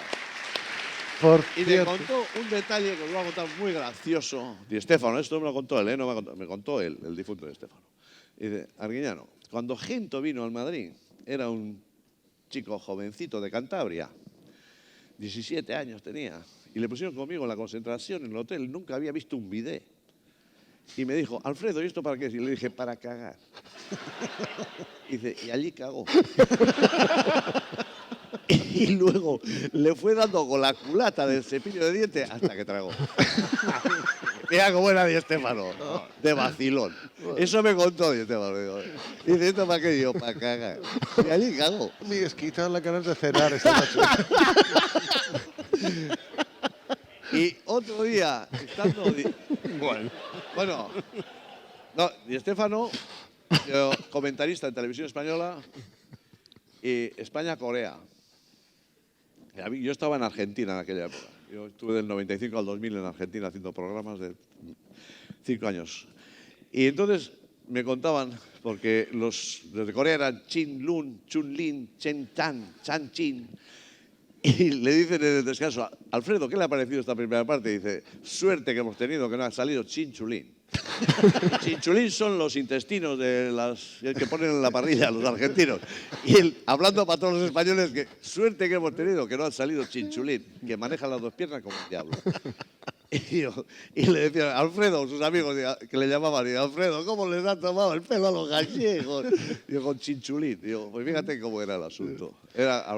Y este era muy gracioso, aparte de un fenómeno. Por cierto, la última vez que yo te vi fue en Vitoria, en las fiestas, y estaba viendo, bueno, yo no soy un experto de la pelota vasca, pero me gusta un montón, desde el remonte, pala, mano y Martínez de Rujo. Martínez de Irujo. ¿Cómo juega? Y él jugaba aquel día y él ganó el campeonato. Y te vi, y me dicen que tú ya eres un empresario de mucho elenco. No, empresario de mucho elenco no. Llevamos en la pelota 27 años, tenemos 26 pelotaris profesionales, estamos 2 empresas. Por cierto, Olaizola se ha lesionado y dijo, estamos en pleno campeonato. La pelota vasca, yo suelo decir que es el único deporte que se juega en España que no es importado. Y es un orgullo para mí el llevar 27 años manejando parte de lo que es la pelota vasca. Y la pelota vasca, después del fútbol, es lo más visto en Euskadi, La Rioja y Navarra, lo más visto en televisión. O sea, más que un derbi, no, pero más que un Depor Sevilla, se ve cualquier partido de pelota. O sea, aquí tiene una fuerza terrible la pelota.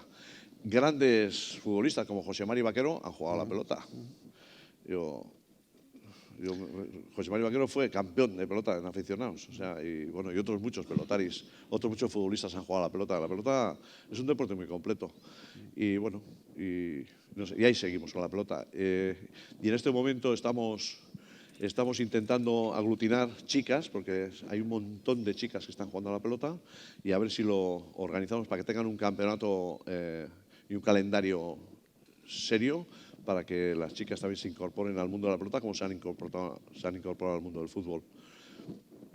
Y hay también, Carlos, hay una rivalidad entre los guipuzcoanos, entre los navarros y los vascos, los vizcaínos, los alaveses y tal. ¿Hay también rivalidad en eso? A mí me gusta que ganen los vizcaínos, sí, también. Me gusta la pelota en general porque soy muy amante del mundo de la pelota, pero sí, es verdad que tiras por los tuyos también. Sí. Ya nos gustaría que hubiera también, hemos tenido algún mexicano y en pala tenemos algún argentino. Ya nos gustaría que de países, porque la pelota se juega en Venezuela, Cuba, México, Chile, Argentina. En Florida también se le daba en su Sí, día. esta punta se ha jugado mucho. A la pelota se ha jugado en los 5 continentes. Lo que pasa es que hay muchas modalidades de pelota y no es fácil no es como el fútbol, que todo hay fútbol y fulbito, ¿no? Pero en pelota, la pelota a mano es la que, yo creo que es la madre de todas las pelotas y es la que mejor está funcionando. Otras, como la cesta punta, se ha jugado muchísimo en Estados Unidos, en Filipinas. Francia. Y lo que pasa es que, está un poquito a la baja la cesta punta. Es como la más espectacular, pero la pelota a mano yo creo que es la que más nos gusta aquí. La pelota a mano es la más natural. Yo no sé si, Roberto, si alguien en nuestro público quiere preguntar algo a Neko y a Carlos, alguna curiosidad. A ver, ¿alguien quiere preguntar? Por una receta tal vez, no sé, pero... A ver, por ahí. Lo vamos a tener complicado, pero vamos a llegar. Yo como cocinero tengo que decir que Eneko Hacha es un Messi. Es un Messi, no, de verdad. O sea, tipo joven, dinámico y que es glotón y es delgado. Eso no pasa. ¿Y es zurdo o no? No soy zurdo. A ver, que lo tengo aquí esperando. Muy buenas. Buenas noches. ¿Cómo te llamas? Me llamo Julio Batista. Julio, pregunta lo que quieras comentar. A ver, he tenido la suerte de ver 2 tipos de derbi, los argentinos y los que se viven aquí en Euskadi. y no me entra en la cabeza cómo se puede juntar uno de la Real con el Bilbao e ir caminando juntos. No es fútbol.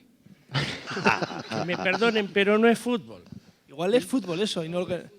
Fútbol, tú no te puedes juntar con uno de Racing para ir a Independiente Racing, si no pregunta a Robinson que se acuerde del 84.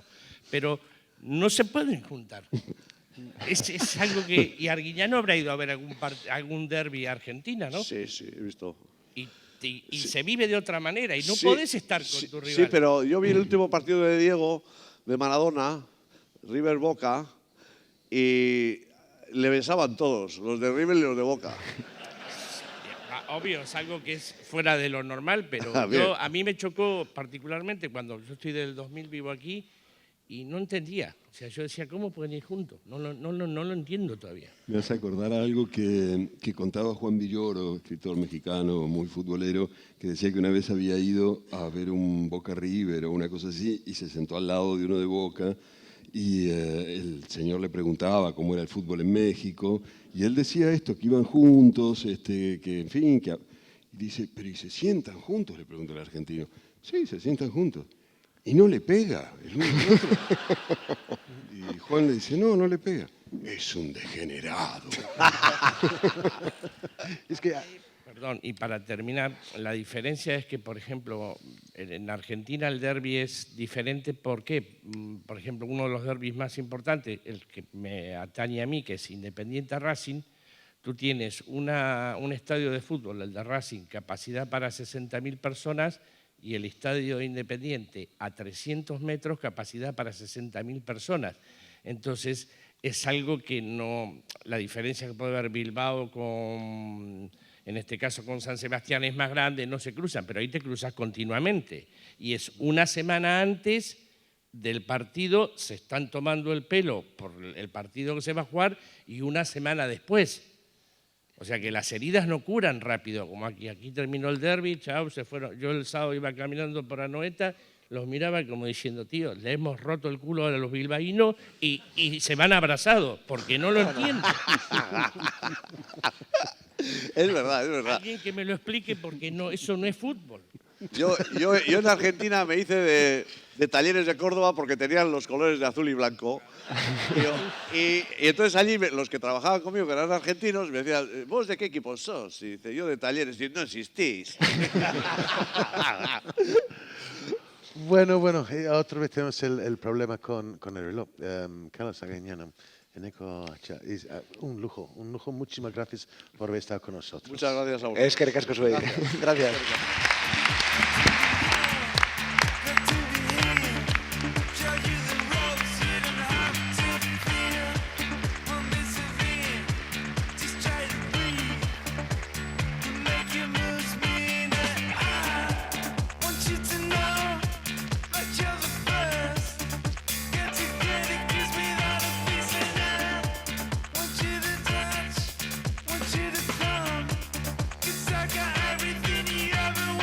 Ay, la música, te entran ganas de moverte el cuerpo un poco, ¿no? Efectivamente, siempre, siempre. Sí. Pues mire, también hay mucha arte y cultura, seguimos el fútbol también. Y estamos ya con músicos, miembros de We Are Standard. Me tiene que echar la mano con un nombre muy musical, de Honoro Chatategui y Adolfo González. Y de Oreja de Van Gogh, Pablo Vanegas. Muchas gracias.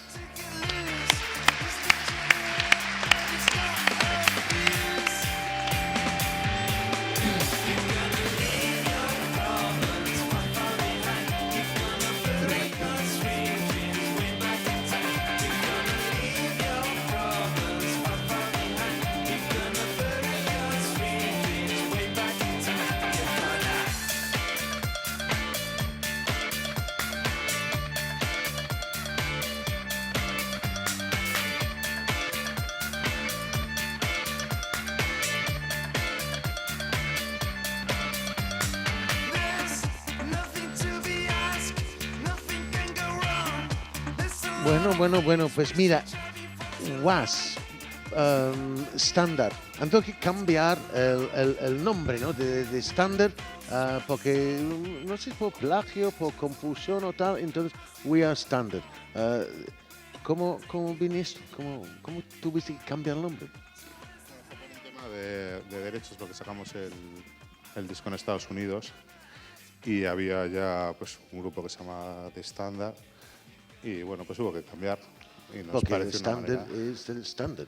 Sí, sí. De vieja. El estándar. Lo normalizado, ¿no? Digamos. No, pero el nombre es porque, bueno, Arratsaldeon, el nombre empezamos estándar, luego We Are Standard, porque había un grupo tal, y ahora WAS por acortarlo, pero el nombre es porque el día que estábamos terminando nuestra única maqueta y no teníamos todavía nombre para el grupo, el Atleti ganó 1-7 al estándar de Lieja en la Copa de la UEFA. Entonces entraban en el estudio diciendo, porque dijimos al del bar, oye, vete comentando el partido, nosotros estamos trabajando, pero vete diciendo ¿Tan los aficionados goles. sois? Sí, yo soy Sí, socio desde de hace, mucho. Yo menos.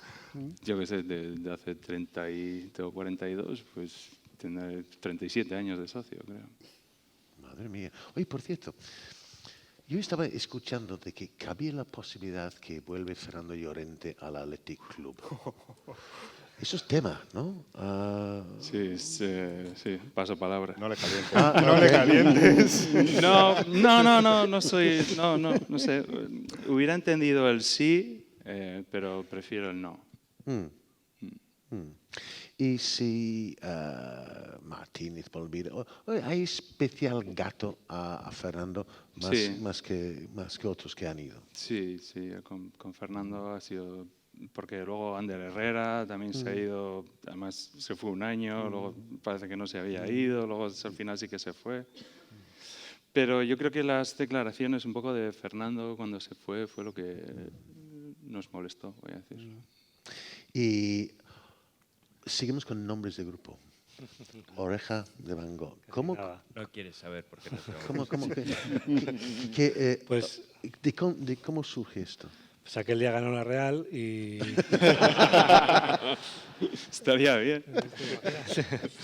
No, la verdad que, joder, llevamos 20 y pico años contestando esto. Perdona, y perdona, no hemos sí te inventado aparece. todavía una historia así asombrosa para contarlo, porque la verdad que no tiene más que un café aquí en esta ciudad. Y como ellos también teníamos que poner un nombre pues para algún concierto que teníamos aquí en la ciudad, pues para poner un cartel para que vengan los amigos. Pero tú sabes que cuando se cortó la oreja, Van Gogh se iba a la vista. Sí, es curioso. ¿Cómo? Sí, porque no podía Sí. posar las gafas, porque las gafas se iban así y ya no tenía oreja para posar. Ahí los cuadros, ¿no? Sí, hay los cuadros. De los cuadros. Vale. Pero, ¿y sois muy de la Real o no? Sí, No la tanto. verdad que sí. La verdad que sí. Vamos por todos lados de gira, intentamos seguir los partidos y somos muy de la Real. Sí. ¿Y A cómo muerte. ves esto de que, espero que no te haya ofendido, cuando de que Anoeta es muy bonito, pero no en un campo de fútbol, pero ya está haciéndose un poco tal? ¿Cómo ves ese cambio? Estás en terminal.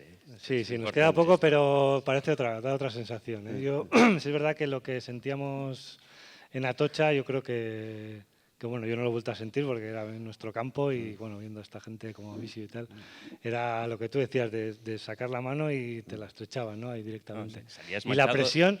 Salías manchado de barro Sí, después sí, del sí, partido. sí, sí. Sí, yo me acuerdo con un primo mío que solíamos ir los dos, bajar abajo y pues, a la Real, al Sanz íbamos a ver mucho también. Y cuando estaban calentando los del otro equipo, a veces hacerles así para que... O sea, era impresionante. Y sobre todo el sonido que se creaba ahí al entrar ya, era como, ya te impresionaba solo el sonido, era tan cerrado y tan acogedor que... Como creadores, ¿las emociones que os del fútbol ayuden algo? ¿Nunca habéis pensado después de la euforia o depre de haber visto un partido, ha ganado o perdido y tal, piensas, ahora tengo una melancolía o una euforia o algo así que te despierta algo creativo? Yo diría que sí, porque al final del camino lo que nosotros hacemos es mover a la gente sentimentalmente, ¿no? Emocionarla. Y el fútbol es que ves que la emoción está, vamos, en todos, desde los más chicos hasta los más grandes. Nosotros hacemos algo que es, pues que se considera arte, etcétera, etcétera. Y claro, que es el arte, eso sería otro debate. Pero el fútbol es algo que es de todos. ¿entiendes? No existe esa idea de que hay música que puedes no entender. El fútbol es fútbol. Tú ves fútbol, ves un partido en Japón, en Togo o en Estados Unidos y es lo mismo. Música, pues en cada país hay diferentes tipos de música y tienes que aprender, saber un poco, tal, no sé qué. El fútbol no, el fútbol es directo e inmediato. Como has dicho antes tú, Martín, es patrimonio de la humanidad. O sea, no distingue ni de colores ni de fronteras, es realmente, y esto suena un poco eclesiástico, pero es ecuménico, en el sentido, ¿sabes?, de que todo lo que hay entiende lo que es el fútbol. Sí. La música ojalá pudiera llegar, y fíjate que el recorrido que tiene la música en todos los aspectos, pero no tiene no llega hasta ahí, yo creo.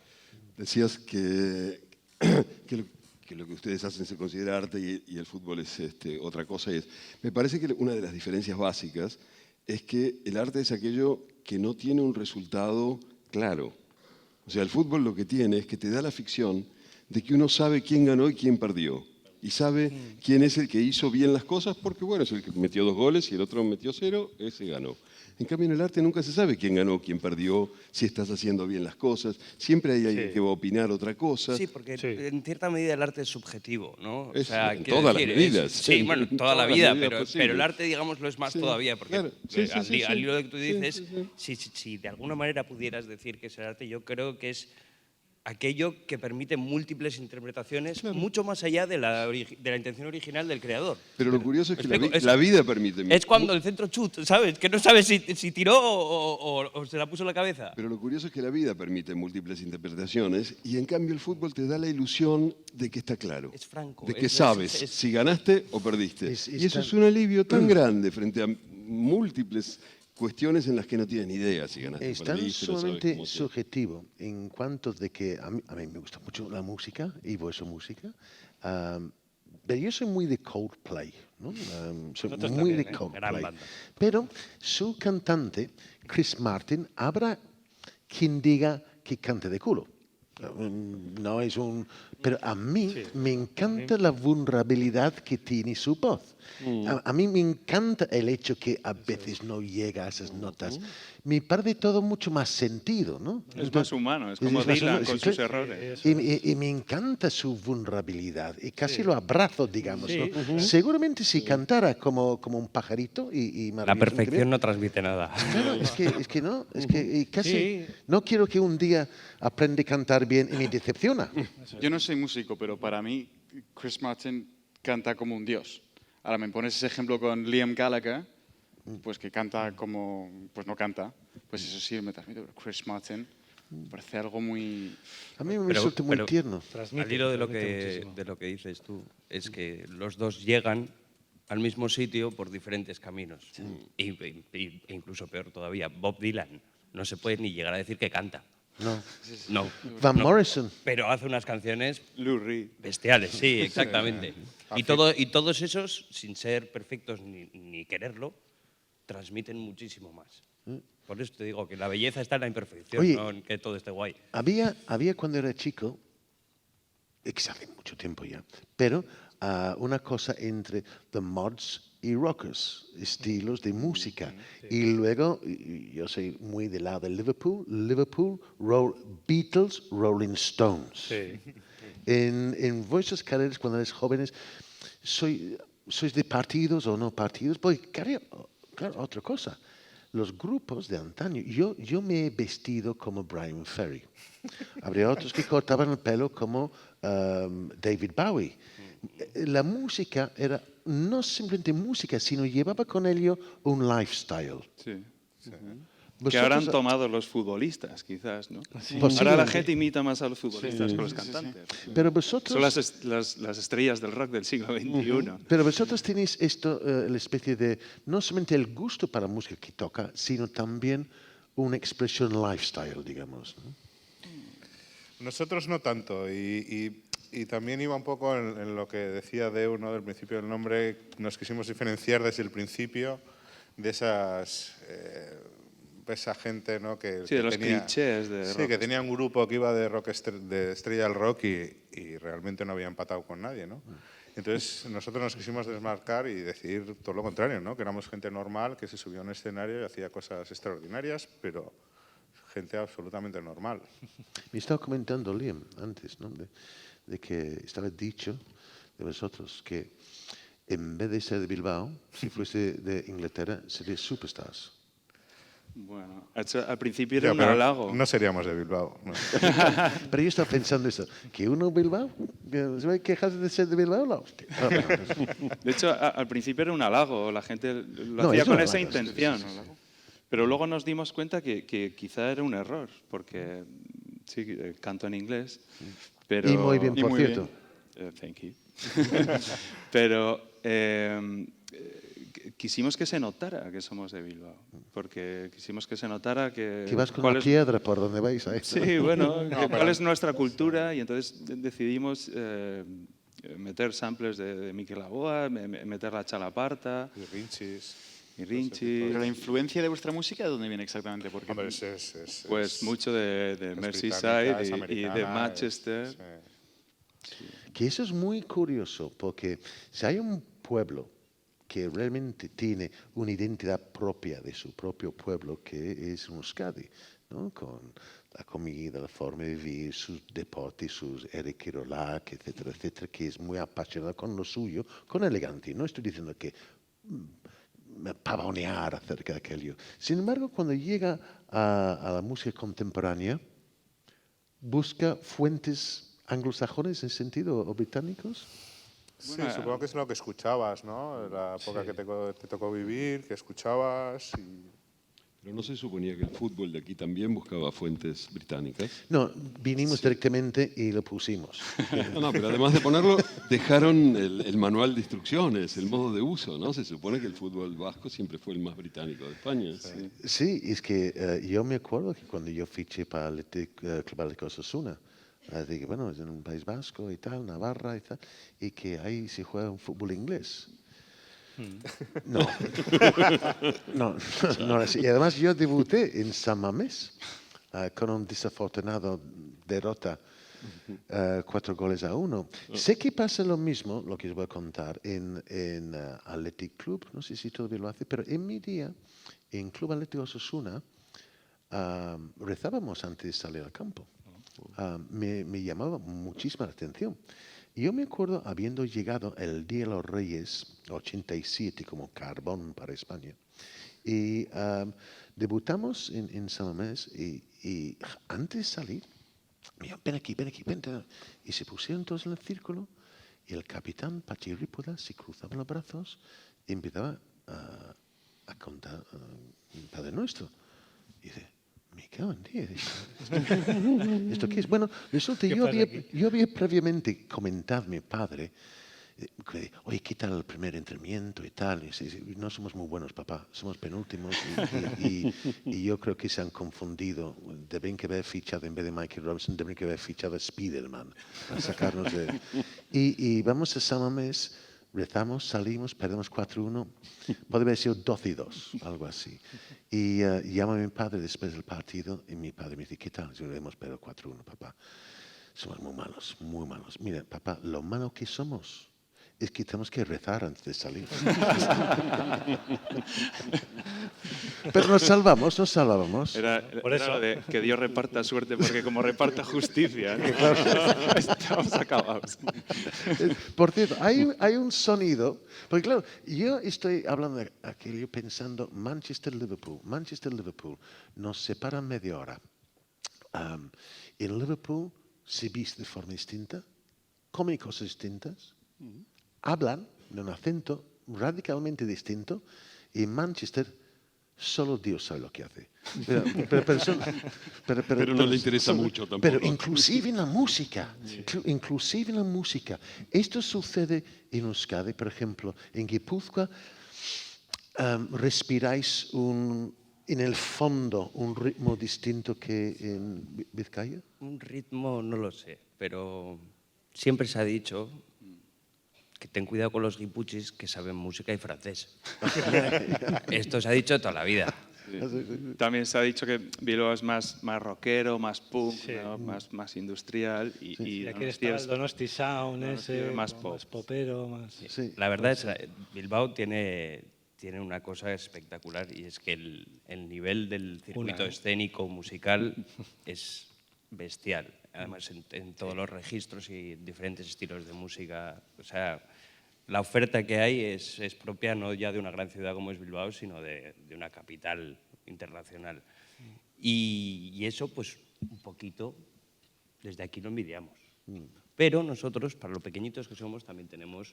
Bueno, históricamente hemos hecho muchos conciertos muy grandes porque San Sebastián era un poco como el punto intermedio entre el sur de Francia y el norte de España para los que iban a Madrid, Barcelona y tocaban luego en San Sebastián. Pues Ike, Tina Turner, los Clash... David Bowie. Sí, o sea, los Rollins, todos los que tú quieras han tocado aquí. Y ahora que tiene un estadio tan maravilloso, ni eso vamos a tener. ¿Me explico? Porque esos que venían aquí a tocar van a preferir ir allí, pues visto el nivel general que hay, no solo en la música, sino en todo lo que es organización de espectáculos, cultura, etcétera, etcétera. Y volviendo un poco al fútbol, yo te he visto en una camiseta hablando con Xavi Preto. No hace mucho una foto ahí. Correcto. Por cierto, conocía yo a tu padre, un caballero. Pero es otra cosa. Pero ¿eres realmente un asiduo? Y si ese es el caso, ¿cómo estás viendo este Real? La verdad, yo creo que tenemos los elementos para ser pues lo que queremos ser, un equipo que esté mirando a Europa continuamente.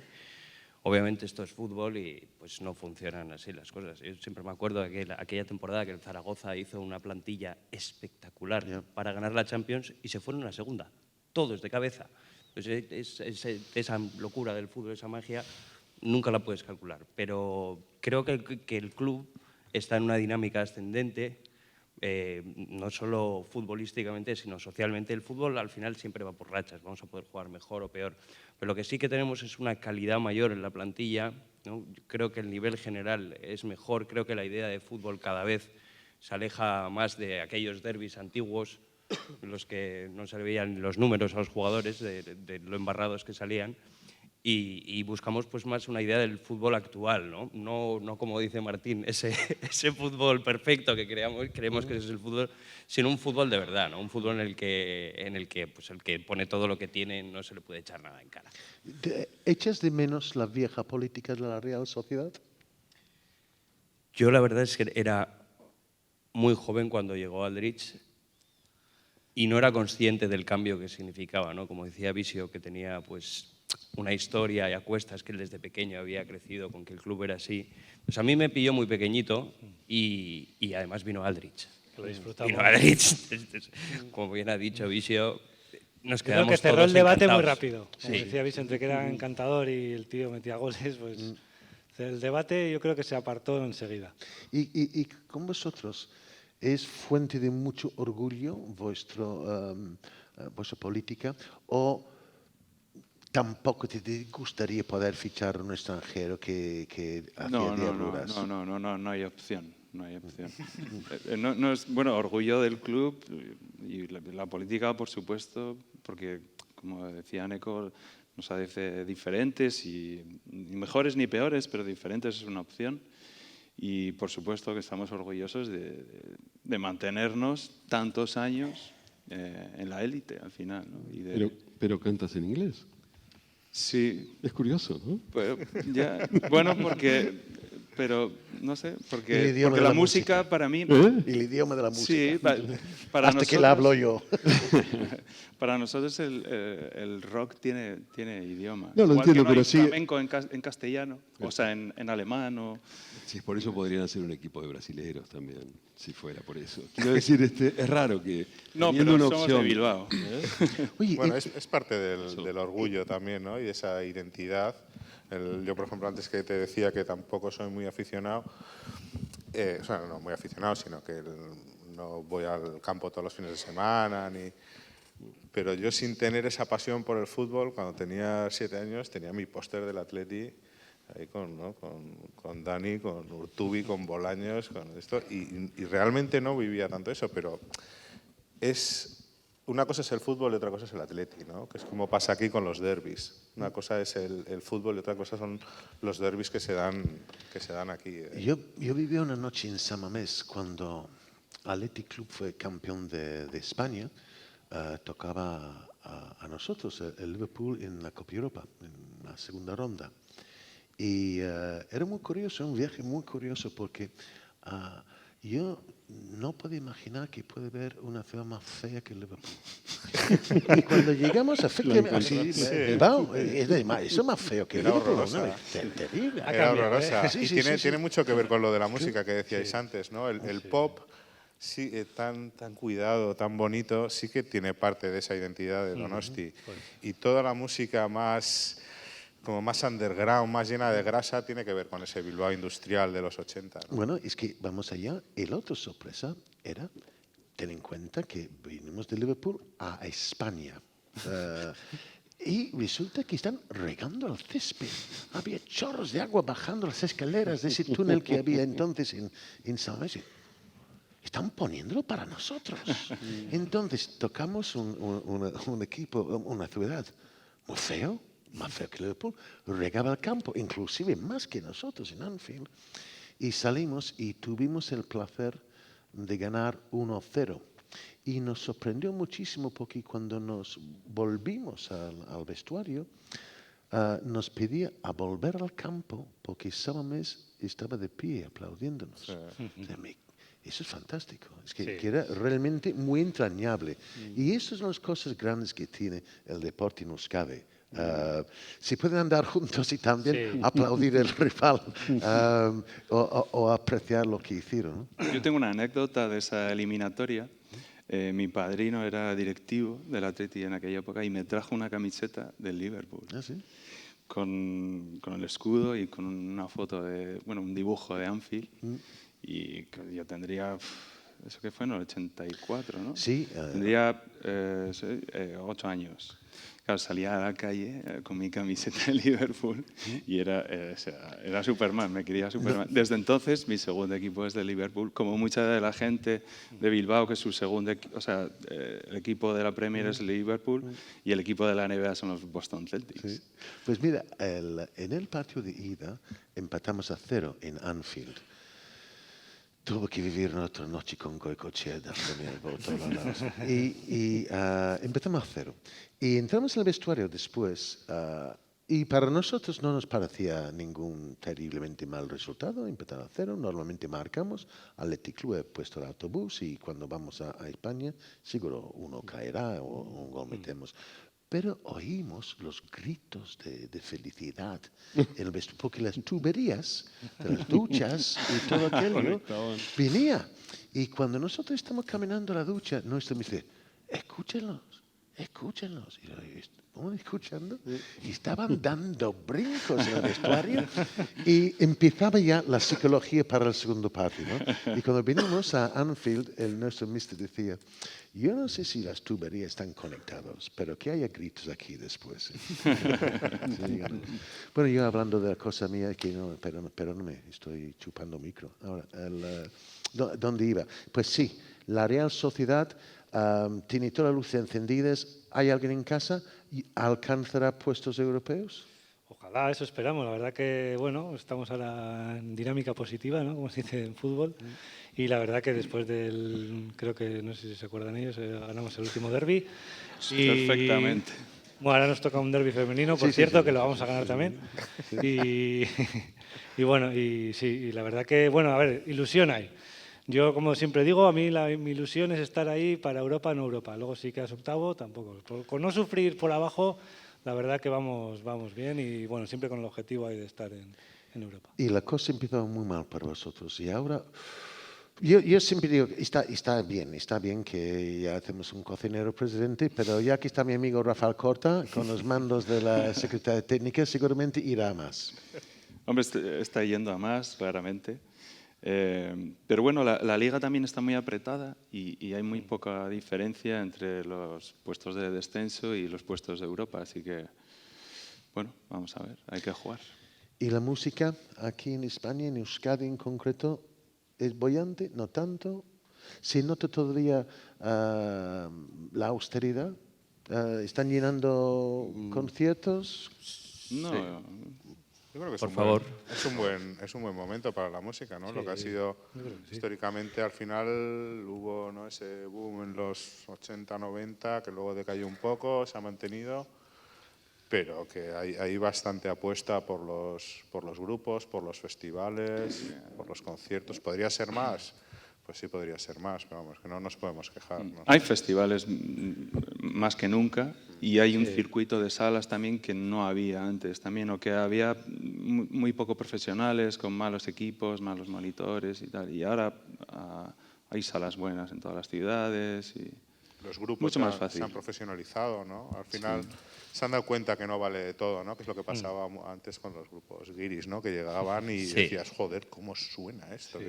Qué maravilla. Aquí daba igual, aquí te ponías a esto o lo de cantar, ¿no? Que decíais que al final yo creo que Deu también canta en inglés porque tiene un buen inglés, ¿no?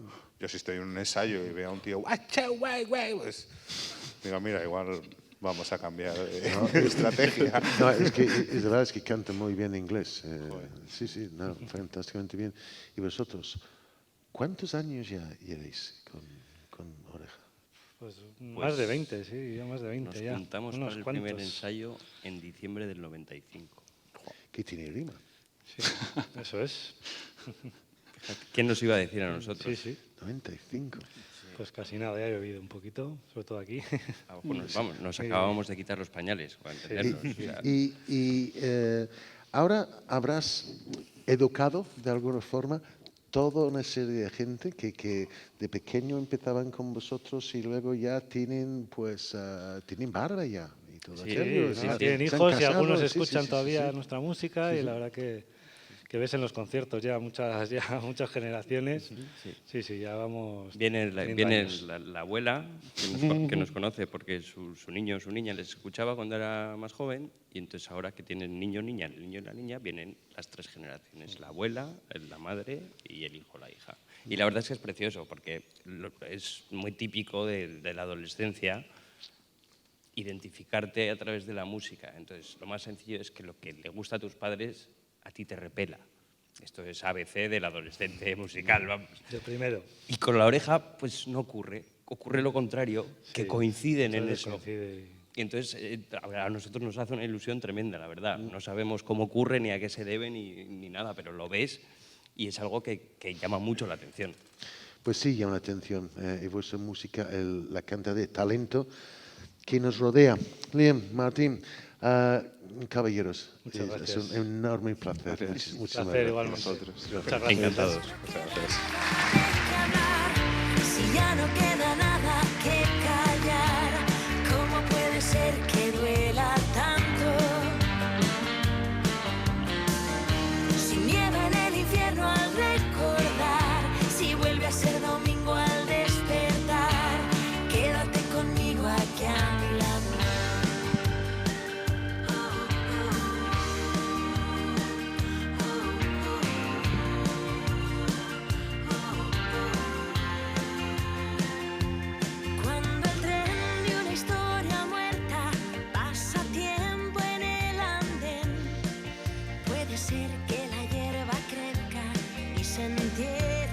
Aquí estamos con más Acento Robinson y Liam, ¿cuándo fue la última vez que hablaste con Humbert Solari? Nunca he tenido la suerte, no llego a ese nivel. Martín, ¿cuándo fue la última vez que hablaste con Humbert Solari? Hace relativamente poco, en Cuba, no lo llaman versolaris, lo llaman repentistas, pero hacen más o menos lo mismo y es una cosa que a mí me fascina absolutamente. Y a mí me fascina también, y debo reconocer, soy igual de cinutro como mi hijo, y yo nunca he tenido la oportunidad de hablar con un Versolari hasta hoy. Y me gustaría que me acompañara Andone Engaña y John Maya Soria, por favor.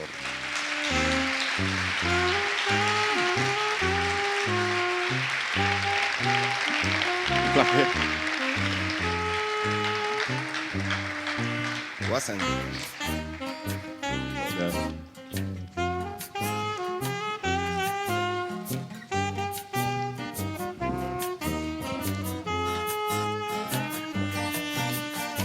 Heldu gerritik heldu ta guazenegan, ta ez gelditu zerua bukatu arte, etorkizuna nahi duzuna zugan dago. Bueno, la verdad es que nunca he tenido el placer.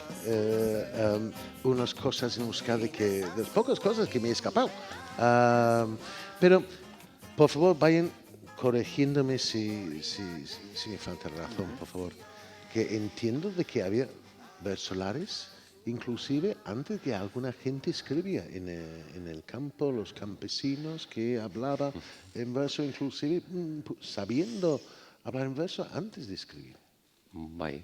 Arratsaldeon, buenas tardes. Es cierto, digamos que la literatura oral siempre es anterior a la literatura escrita, pero eso en todas las culturas del mundo. Y aquí en Euskal Herria la literatura escrita es relativamente tardía, relativamente corta, y la tradición oral sí existía desde miles de años anteriormente.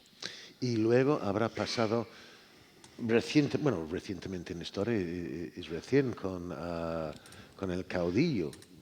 Eso de hablar euskera era prohibido, y supongo que unas cosas muy castigados fue precisamente el versolario, ¿no? En los versos.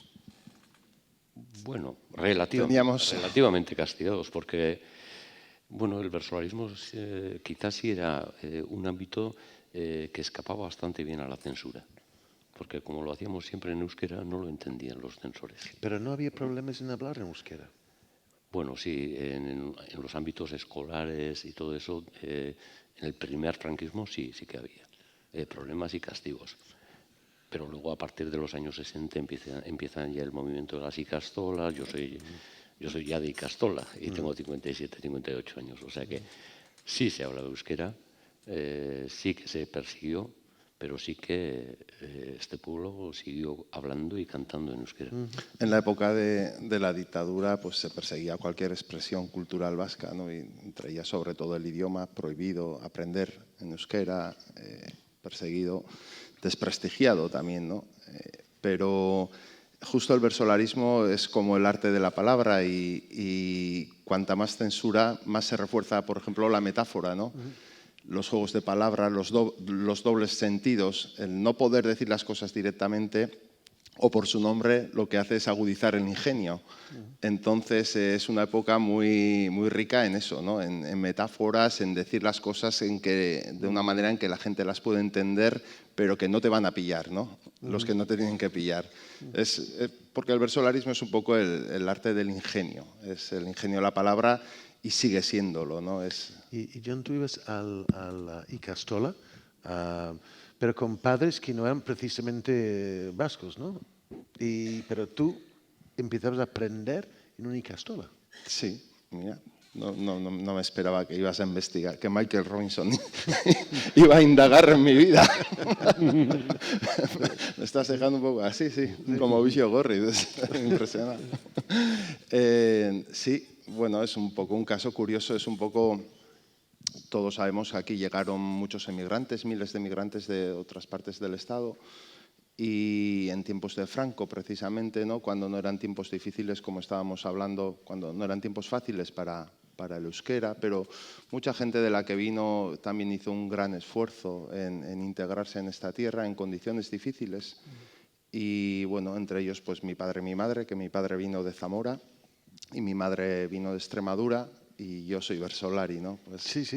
¿Quién me iba a decir a mí, no? Y cuando venías del colegio, ¿enseñabas a tus padres euskera o siempre han pasado olímpicamente de aquello? Mi padre aprendió antes de nacer yo para poder hablarme a mí en euskera, en unas escuelas nocturnas semiclandestinas en tiempos de Franco, ¿no? Y cuando yo nací, pues ya tuve la suerte de que me hablasen euskera, pero luego yo sentía mucha vergüenza de mis apellidos y porque no eran vascos, y ya sabes, la famosa película también de 8 apellidos vascos, ¿no? Pues yo no tengo ninguno, claro, tengo el primero que es Maya, como la abeja, pero suena euskera también, porque Maya en vasco quiere decir mesa.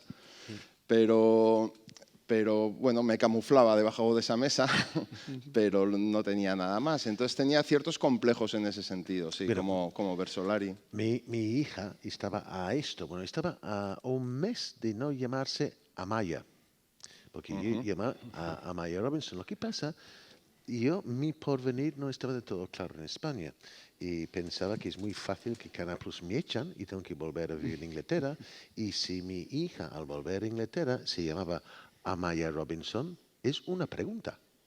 Amaya Robinson, soy un Robinson, pregúntaselo a tu madre, ¿no? Entonces tuve que abortarlo, pero durante como 7 meses de embarazo estamos seguros que íbamos a llamarla Amaya. Es bonito nombre. Yo nunca le podré poner a una hija mía Amaya. Amaya. Amaya.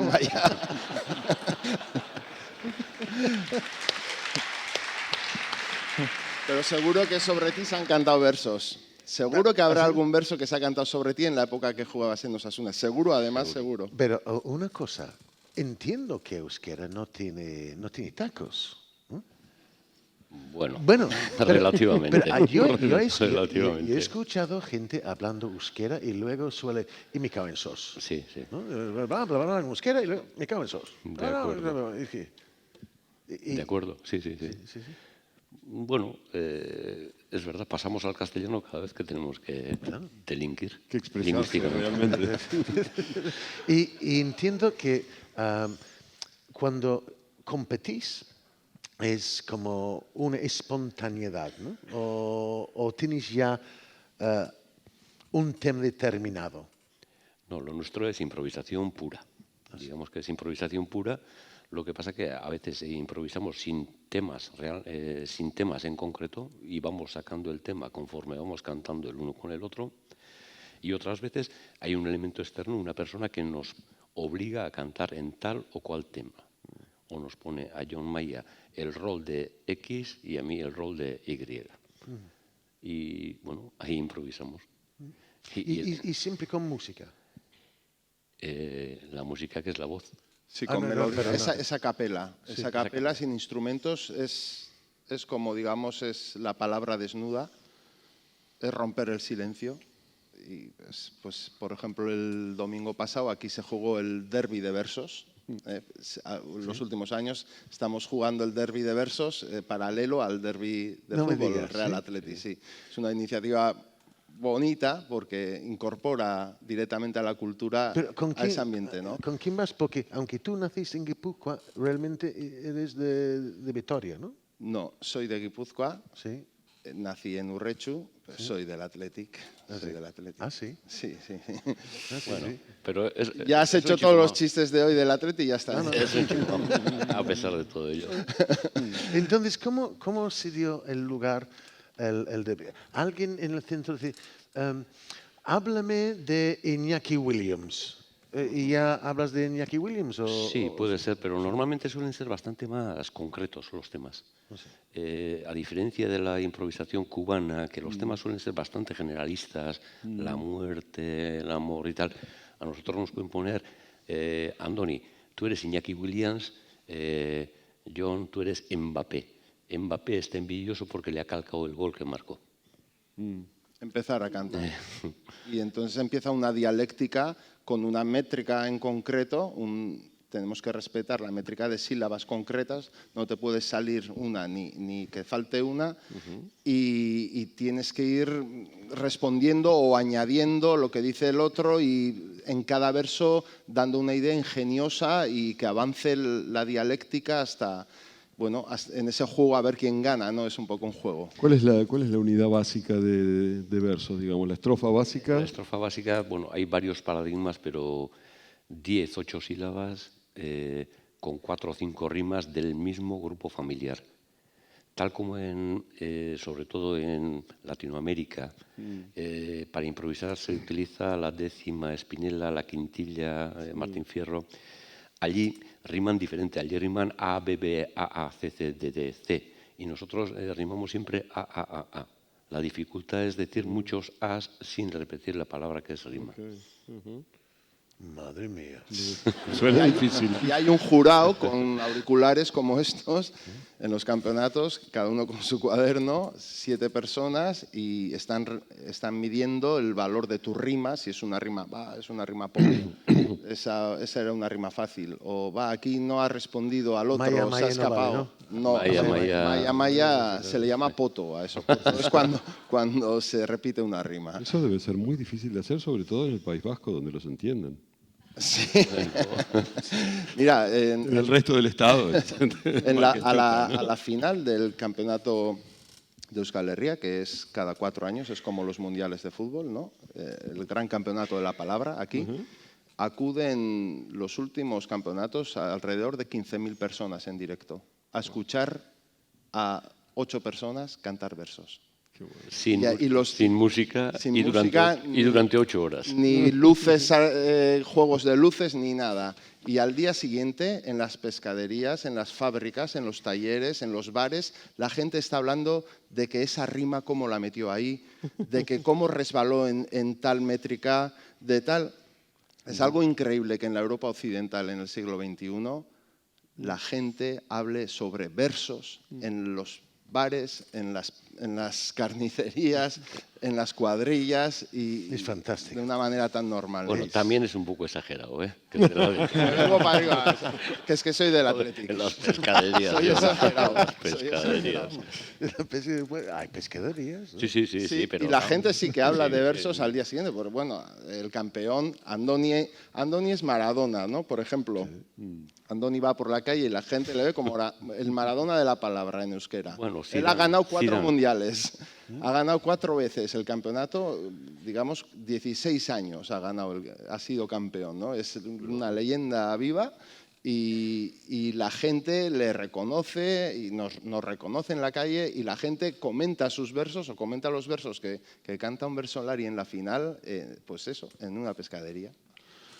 Pues para mí ha sido un honor estar con vosotros y además yo estaba leyendo de aquello y como indagando.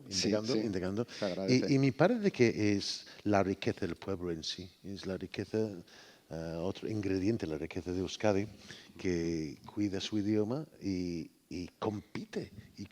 Inclusive el derbi no acaba nunca, los derbis, Martín, no acaban nunca aquí en este maravilloso lugar que es Euskadi. Muchísimas gracias, Andoni. Muchas gracias, John. Ha sido un enorme placer. Y gracias también a ustedes por habernos acogido maravillosamente bien aquí en el Teatro Principal, aquí en esta maravillosa ciudad. Muchísimas gracias. Ha sido un placer. Hasta pronto. Chao, chao.